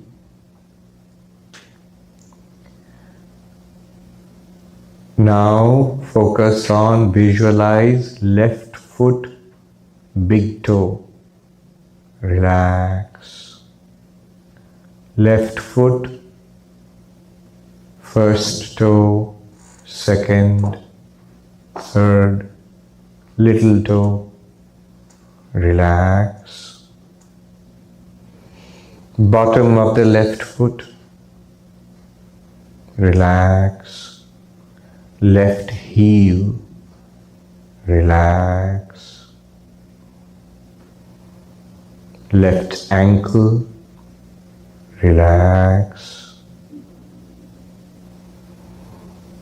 Left foot, relax. Left leg from the ankle to the knee, relax. Left knee, relax. Left thigh, relax. Waist, relax. Right foot, big toe, relax. First toe, second, third, little toe, relax. Right foot bottom, relax. Right ankle, relax. Whole right foot, relax. Right leg from ankle to the knee, relax. Right knee, relax. Right thigh, relax. Whole left leg, relax. Whole right leg, relax. Waist, relax. Tummy, relax. Breathing normally. Chest, relaxed. Lower back, relaxed. Upper back, relax. Left hand, thumb, relax. First finger, second, third, little finger, relax. Left palm, relax. Left wrist, relax. Left arm from the wrist to the elbow, relax. Left elbow, relax. Left arm from elbow to shoulder, relax. Left shoulder, relax. Left armpit, relax. Right hand, thumb, relax. First finger, second, third, little finger, relax. Right palm, relax.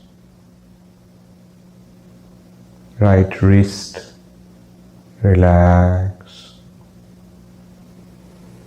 Right arm from the wrist to the elbow, relax. Right elbow, relax. Right arm from elbow to shoulder, relax. Right armpit, relax. Left shoulder, relax. Right shoulder, relax.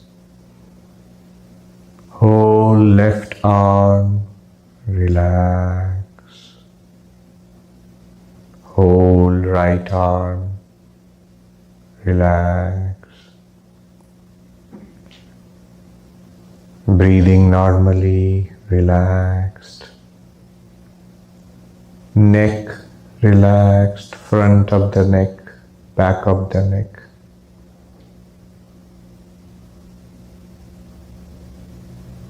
Back of the head, top of the head, relax. Forehead, relaxed. Right eyebrow, left eyebrow, relaxed.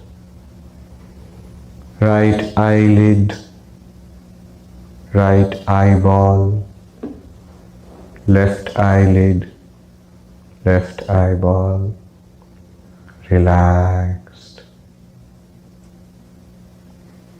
Nose, relaxed. Right nostril, left nostril, relaxed.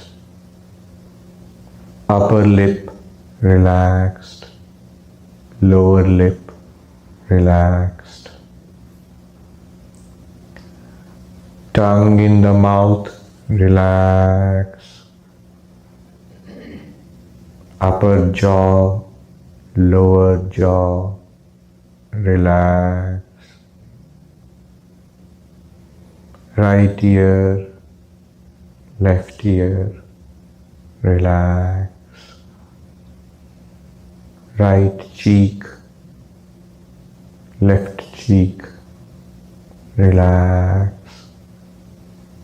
Chin, relax. Whole face, relax. Breathing normally, whole head, relax. Whole lower body below the waist, relax. Whole upper body, relax. Breathing normally.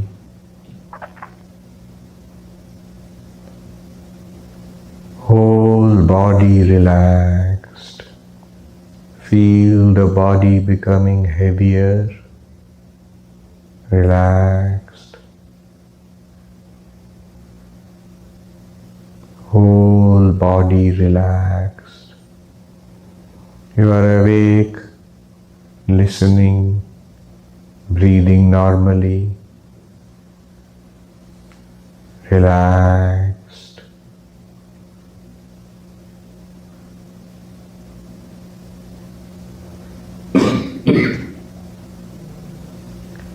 Imagine a glow of light in your heart at the center of the body, center of the chest, a warm glow of light. Feel that you are sinking into that light, going deeper and deeper. I will count from 1 to 10, and in each step you feel I'm sinking into the light, warm golden light. In my chest, visualize. It is warm, it is nourishing, radiant. Going down into that light, 1, 2, 3, 4, 5, deeper into that light, and surrounded by that golden light, warm, nourishing, peaceful, secure.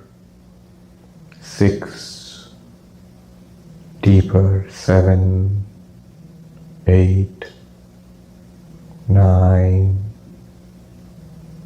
10, breathing normally, deeply relaxed, heavy.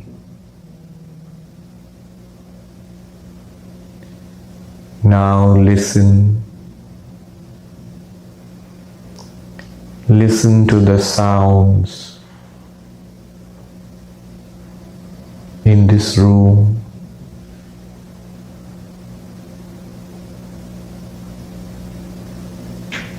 Listen to the sounds outside the room.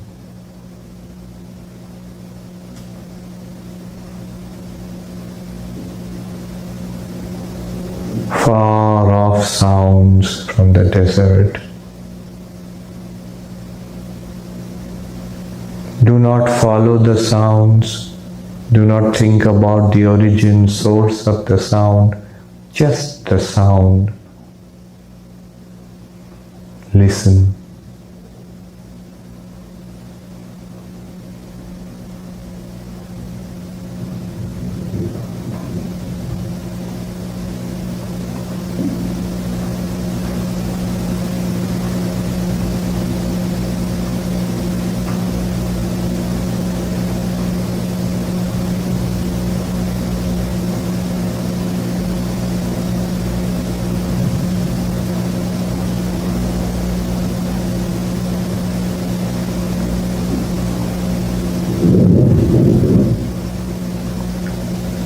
Sounds in the room, outside.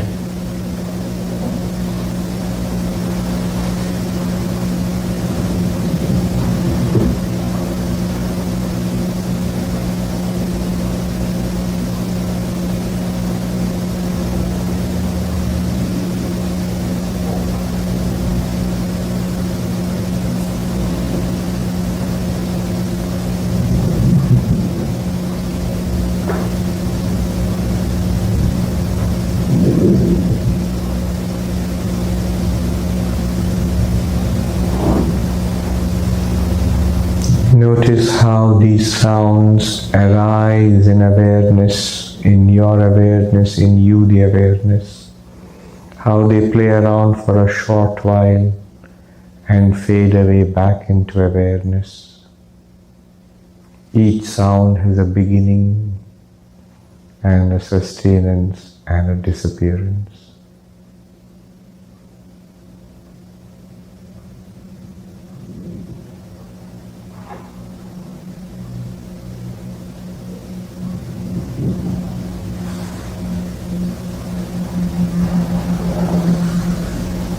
These sounds arise in you, the awareness. They play around in me, the awareness. And they disappear back into me, the awareness.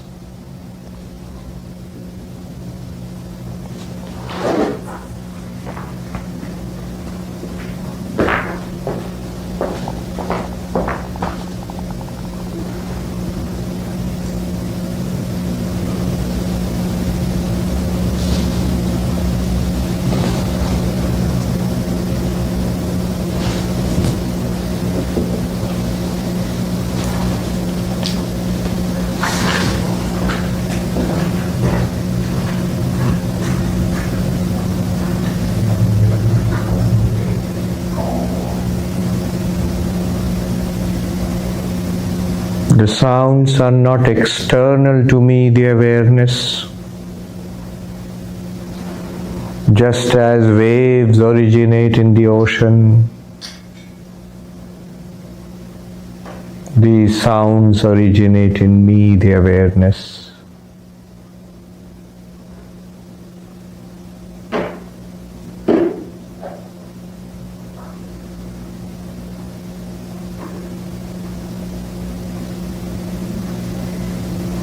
Relaxed, heavy, breathing normally.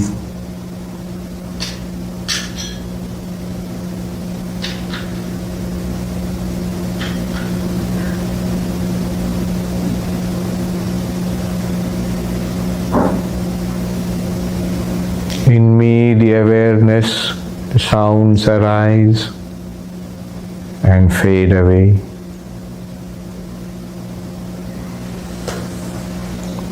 Like the vast space which does not resist anything, I am open to all these sounds. I am not catching hold of the sounds as they fade away, nor am I resisting the sounds. I am not disturbed by them.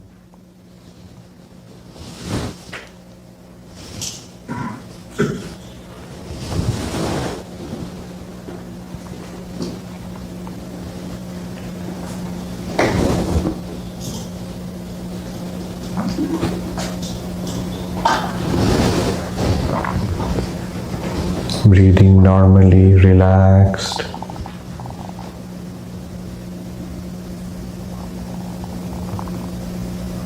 I provide space for these sounds to arise and play around and disappear.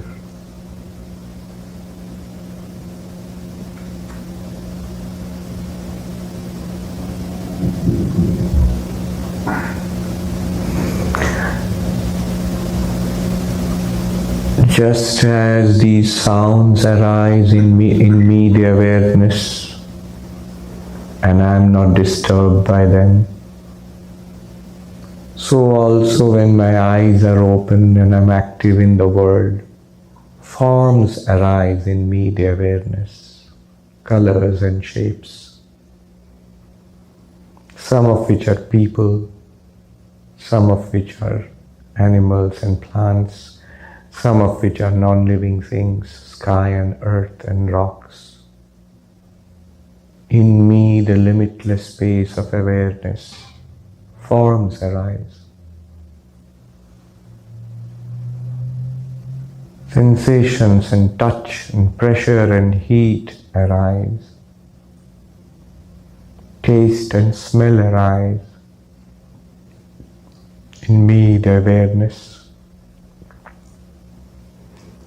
Indeed, the bundle of sensations I call a body arises in me, the awareness.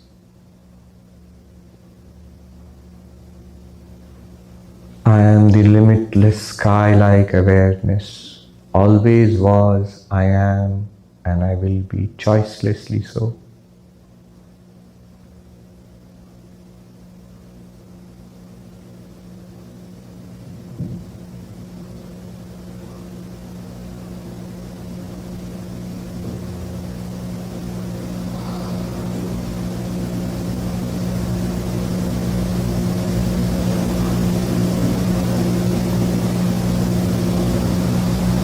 Breathing normally, relaxed. In me, the vast sky of awareness, sounds arise and play around and fade away. Forms and tastes and touch and other kinds of sensation arise and play and fade away. Thoughts arise, feelings arise and play and fade away. Let them come, let them be, let them go.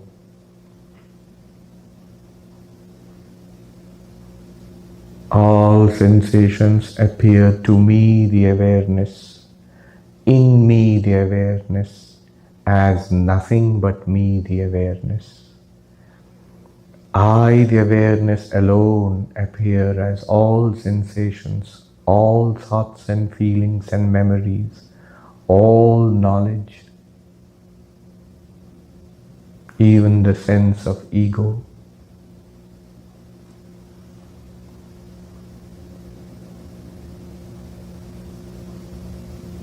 I appear as these bodies, these worlds, this life, this death.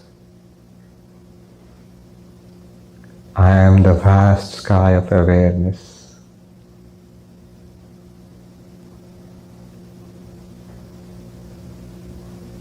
Now consider this vast sky of awareness. Does it have a beginning? Appearances have beginning and end, but the awareness itself has no beginning. Can it have an end? No. This vast sky of awareness which I am, what is it afraid of? Does it fear anything?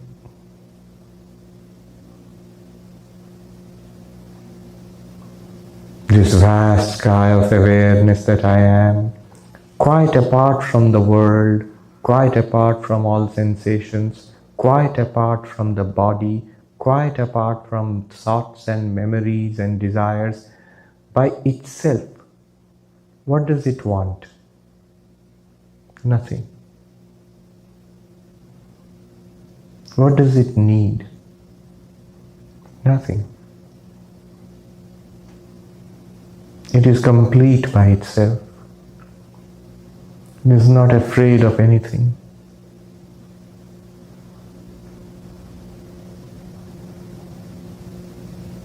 Is there anything external to that vast sky of awareness? No.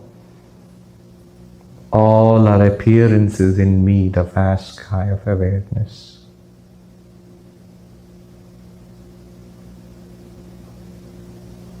The vast sky of awareness, is it antagonistic to anybody? Is it the enemy of anybody? Is anybody the enemy of this sky of awareness? No.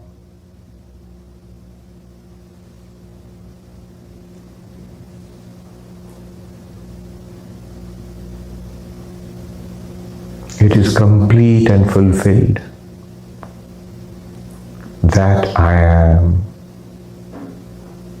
That you are, Tattvamasi.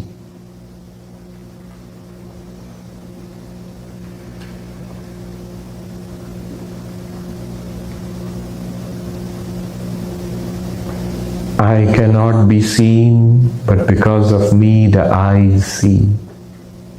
I cannot be heard, but because of me the ears hear. Similarly, I cannot be tasted, or touched, or smelt, but all the senses shine in me the light. I cannot be thought of, but all thoughts are revealed by me. I am not the object of knowledge, but the light behind all knowledge. I equally illumine all waking, all dreaming, and sleep.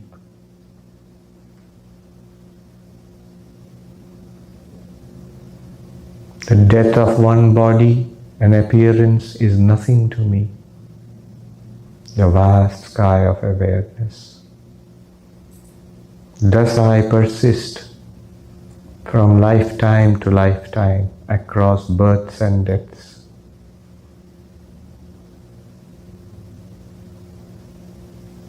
I am complete.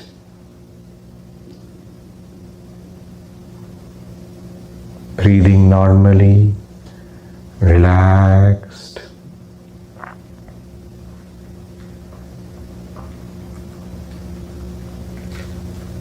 Very soon we shall open our eyes and re-engage with the appearance in the awareness which we call our lives. But this awareness, vast sky of awareness, will continue even so. I have always been this, and I will continue to be this in the midst of all my activities, in the midst of seeing, hearing, smelling, tasting, touching. Even if the mind does not dwell on its own reality, I, the vast sky of awareness, am always available. I am the sky of awareness. I am Chidakasha.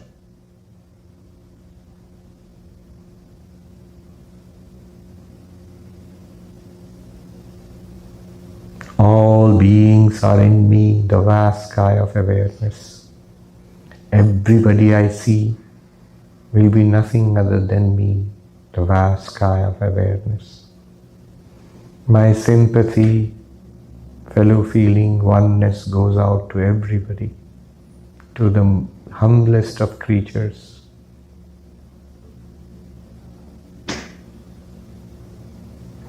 I am one with the universe.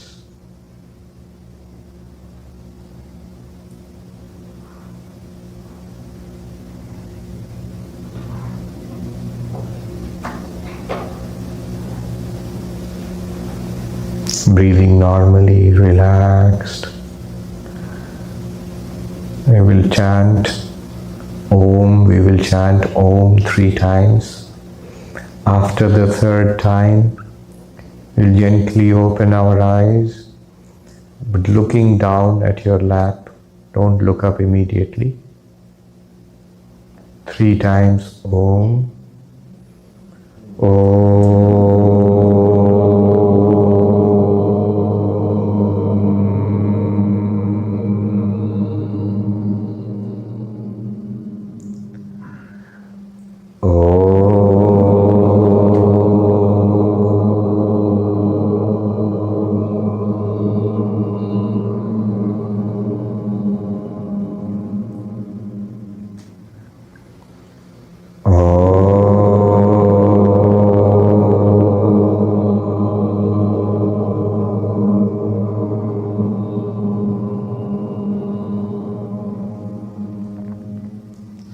When you are comfortable, gently open your eyes, looking down at your lap. No sharp movements.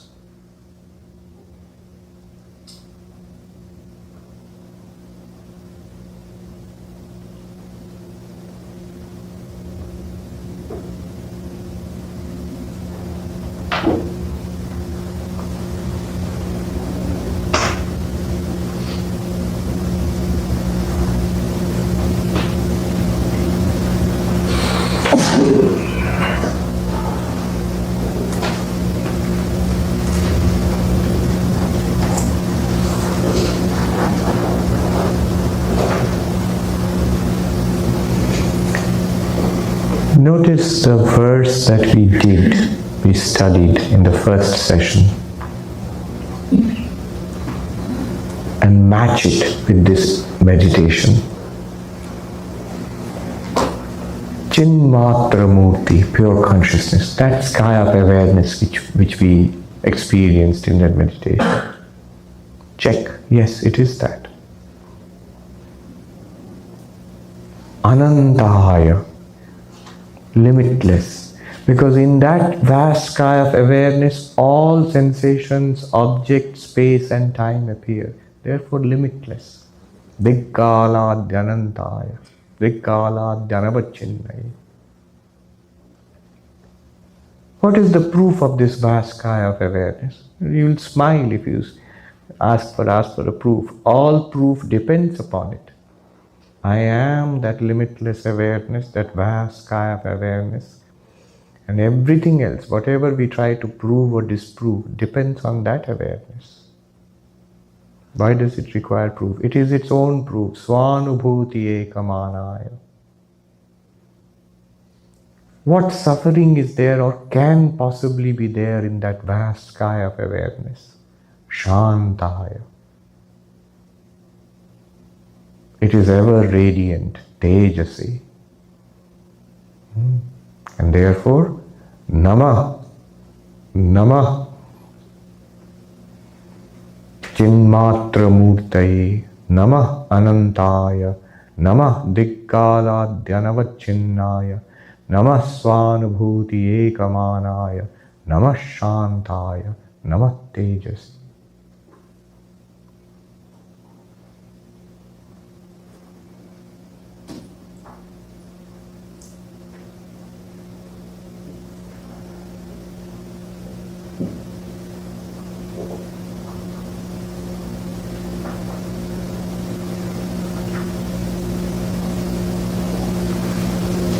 That reality we take into the world. This world has appeared. Nothing has changed.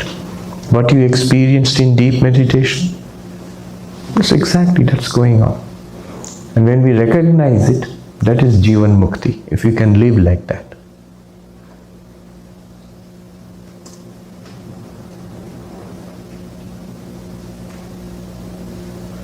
Anytime that we have a problem, physical illness, ego problem, problem of desire, unhappiness, frustration, we are not doing the Namah properly. Nama is Namama, letting go the appearance. It's like as if the vast sky is catching hold of one passing cloud and saying, I am that one. No.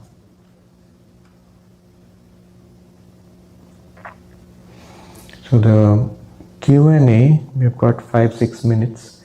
So this is a microphone there. Those who want to ask questions, you can please queue up there, line up there, and we'll get a chance, of course, afterwards. Please come up there.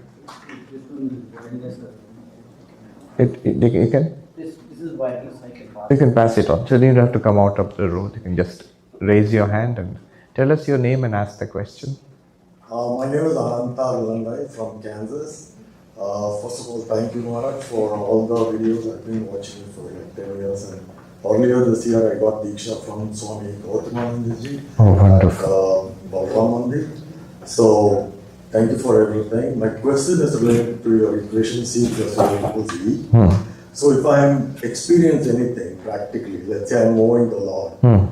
As I'm doing it, I'm not saying Ananta Ananda is doing mowing. I'm not saying it 20 times. No. Only when I go back inside, say my wife asks, hey, did you mow the lawn? That time I come, my name comes into it. It's still a thought only. Until actually it's not like, the name is not there at all. Yes. So when I ask the question C plus O equals E, if I ask who's the E, who's the experiencer, Then does it go back to C? E is the experience.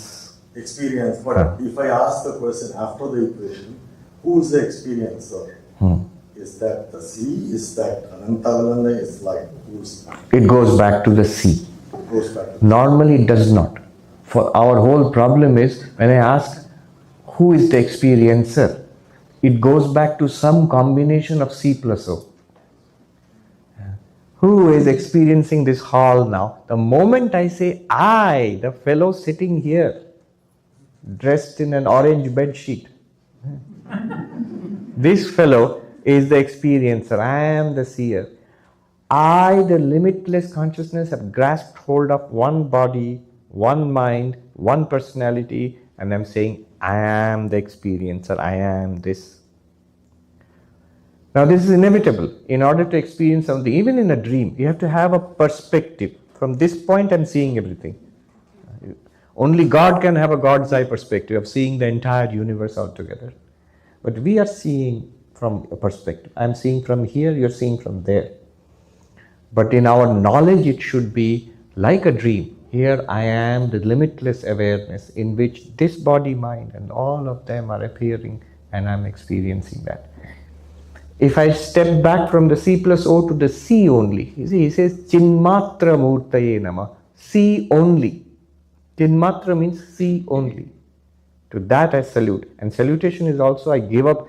That giving up is giving up the O part of it, the objective. Some objects I have taken. I'm using these objects to experience that object. And I say, no, all of these are objects. To me, the consciousness. Either, remember this formula, either I am all of it or none of it. It means object. I am all of it. Like a dream, I'm all of it. Or I'm none of it. I am the witness consciousness. To me, all these are appearing, but I'm none of it, including this body, including this mind. So all the mind, its complaints, its problems, its projects are not mine. I am not it. These are not mine. And you'll think, how can I function? You'll function beautifully.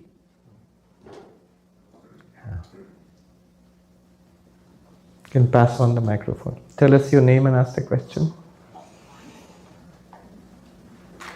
Mr. Swamiji and Ms. Jyotika, I have a follow-up question on that, taking the perspective.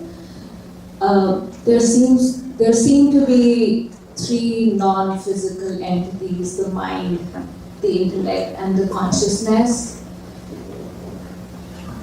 I'm not clear. I feel like the distinction between mind and the intellect, and mind and the consciousness is easy to get to, but the distinction between intellect and consciousness seems to be more subtle. What is the purpose, if one can stick with consciousness that you just made us experience? What is the purpose of intellect? Does that need to exist? All right. First, what you said is there seem to be three non-physical entities involved here. One is mind, intellect, and consciousness. Instead of using the word non-physical and physical, in Vedanta we use the words Chetana Jada, consciousness object. And it's much easier to do because physical is a concept, but object is not a concept. Why? Because anything that you are experiencing is an object. What you are experiencing right now, it may be physical, it may be non-physical, those are the words. But you are experiencing it, this is not a word, this is a fact. You are experiencing this hall, you are experiencing these colors, these shapes, these sounds. All of them are object, in Sanskrit jada. So classify everything that is experienced, including mind, thoughts, including intellect, knowledge, as object. Why? On what grounds? Because I experience it.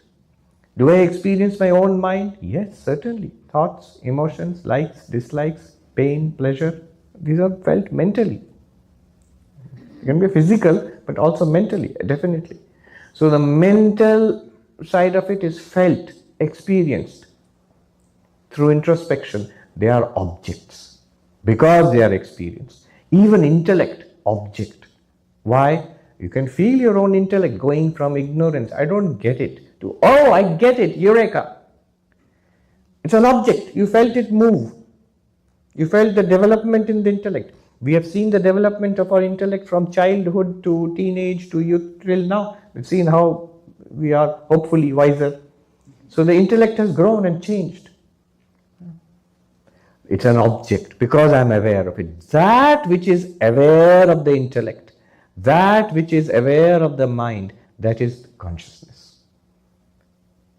One of the hymns to Sri Ramakrishna, very beautiful phrase is used. Buddhescha sakshi sakalasya janto yo vetti sarvam nachayasya vetta. The witness of the intellect in all sentient beings, who knows all but is never known. Who is he talking? It's a hymn to Sri Ramakrishna. It's literally describing you. Who is the witness of the intellect right now? Me, I am aware of the intellect. Who knows through the intellect? Who knows through the eyes and ears and nose? Who knows through the nose?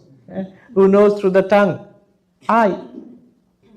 Who is the knower of all, but who is never known. And I never become an object.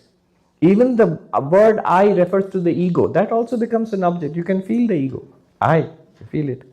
But that which feels the ego, that which is witness of the ego, witness of the intellect, witness of the mind, witness of the sensory experiences, that one is pure consciousness. So that is the only truly non-object here. Everything else is object.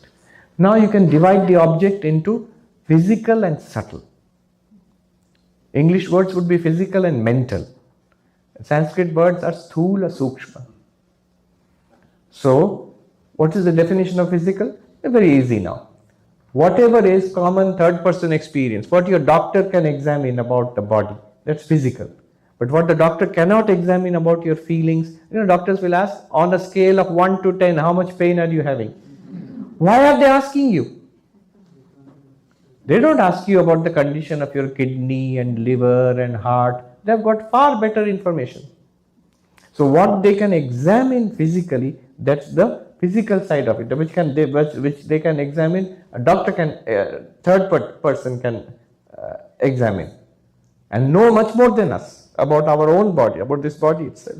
But the mind is also an object, subtle object. Both are objects to you. The distinction is physical object, part of the physical world, can be examined by third person. Subtle object, not part of the physical world, available only to you as a first person, unless somebody else is a telepath, then they can see your thoughts. But you, the consciousness, are neither physical object nor subtle object. You are the witness of both. The problem here is our tendency to objectify, tendency to try to know. The moment we say it's not known or knowable, we feel, oh, it's unknown. No need to pursue all this. It's more than known. You, that vast sky of consciousness, it's not an object of knowledge, but it is that because of which all knowledge is possible. Now you might say, your particular question was, what is the purpose of the intellect then? So all these things are very beautifully defined in a text called Vedanta Sara. One may agree or not agree with those definitions. It's a system of thought, but at least have a set of definitions at hand. So for example, buddhi, intellect. What's the purpose? And they say, Nischayatmika antakkarana vritti buddhi. Intellect is that movement of the inner instrument which grasps, which gets knowledge, which says, I get it, I understand it, eureka. So knowledge is the function of the buddhi. Processing information from the senses and from memory is the function of mind. Recovering past traces of past experience is the function of memory. Integrating the sensory activities, memory, intellect and mind, integrating them into one personality is the function of another aspect of the subtle body called ego, ahankara. So now you have four. Ahankara, ego, mind, manas, buddhi, intellect, and memory, smriti. Each has its own function. They're all part of the same instrument called subtle body, and another name is antakkarana, inner instrument. So these are very well defined, and as you can see, they're all phenomenological, coming from our own internal experience. Just note, what is the buddhi doing? That's the function of the buddhi. If we ask, what is the hand doing? It grasps. The function of the hand is that. What is the leg doing? Locomotion. What is the nose doing? The tongue doing? The skin doing? The eyes doing? The ears doing? Those are its functions. That's why they are there. Similarly, what's the mind doing? Processing information. What's the intellect doing? Understanding the processed information. What's the memory doing? Recovering past information. What's the ego doing? Integrating all of it into I. I am thinking, I am speaking, I am coming, I am going, I am driving, I am cooking. Now notice, thinking, coming, going, speaking, none of them are done by the ego. Thinking is done by the mind. Knowing is done by the intellect. Walking is done by the legs. Cooking is done by the hands. Speaking is done by the tongue and the voice box and the entire vocal mechanism. But the ego claims everything. And that's its function. It's appropriating function. In Sanskrit, abhimanatmika antakarana vritti ahankara. The appropriating function of the internal instrument is called ego, like that. All right, that's the last question we'll take because we have to go for lunch. We have already gone over time. Tell us your name and ask the question. No, Swamiji, my name is Sunny. Yes. I seen you here a year and a half ago in Stillmark. I salute the Supreme Brahman, the embodiment of infinite consciousness. Doesn't the word embodiment indicate a limitation? Yes, but here embodiment is translating murti. Literally, murti means a form. And yes, you're right, a limitation. But here it doesn't mean limitation. What it means here is the supreme consciousness itself. Consciousness itself is the form. Here, the form, murti, body, this is the murti. If you go to a temple, what murti is there? There is Krishna there or Rama there. There's a murti, a form. But what is the form of pure consciousness? It has no form. But it's still embodied. No, it's not embodied. It is, I'll put it in English, what it means is this. Salutations to that one whose only embodiment is pure consciousness. It's not that pure consciousness is embodied, whose only embodiment is pure consciousness. The only way we can describe it is pure consciousness. In the Himalayas, so there are feasts for monks. There's going to be a feast for us right now, but there are feasts for monks, and they send out invitations, and they will have to ascertain how many are coming. Like an RSVP. So a monk will go out to the various monasteries, and they will ask. They ask in this way: "Kitne murti hain? How many forms are there?" And we count the monks. There are 10 forms. 10 murti. 10 forms. All right. We will assemble again in the afternoon. It gets easier, don't worry. This morning was very heavy duty. The afternoon gets practical. We will talk about sadhana, spiritual practice. Often ignored when we have heavy duty non-dual talk. Talk about spiritual practice and Q&A, more Q&A. Right. Thank you.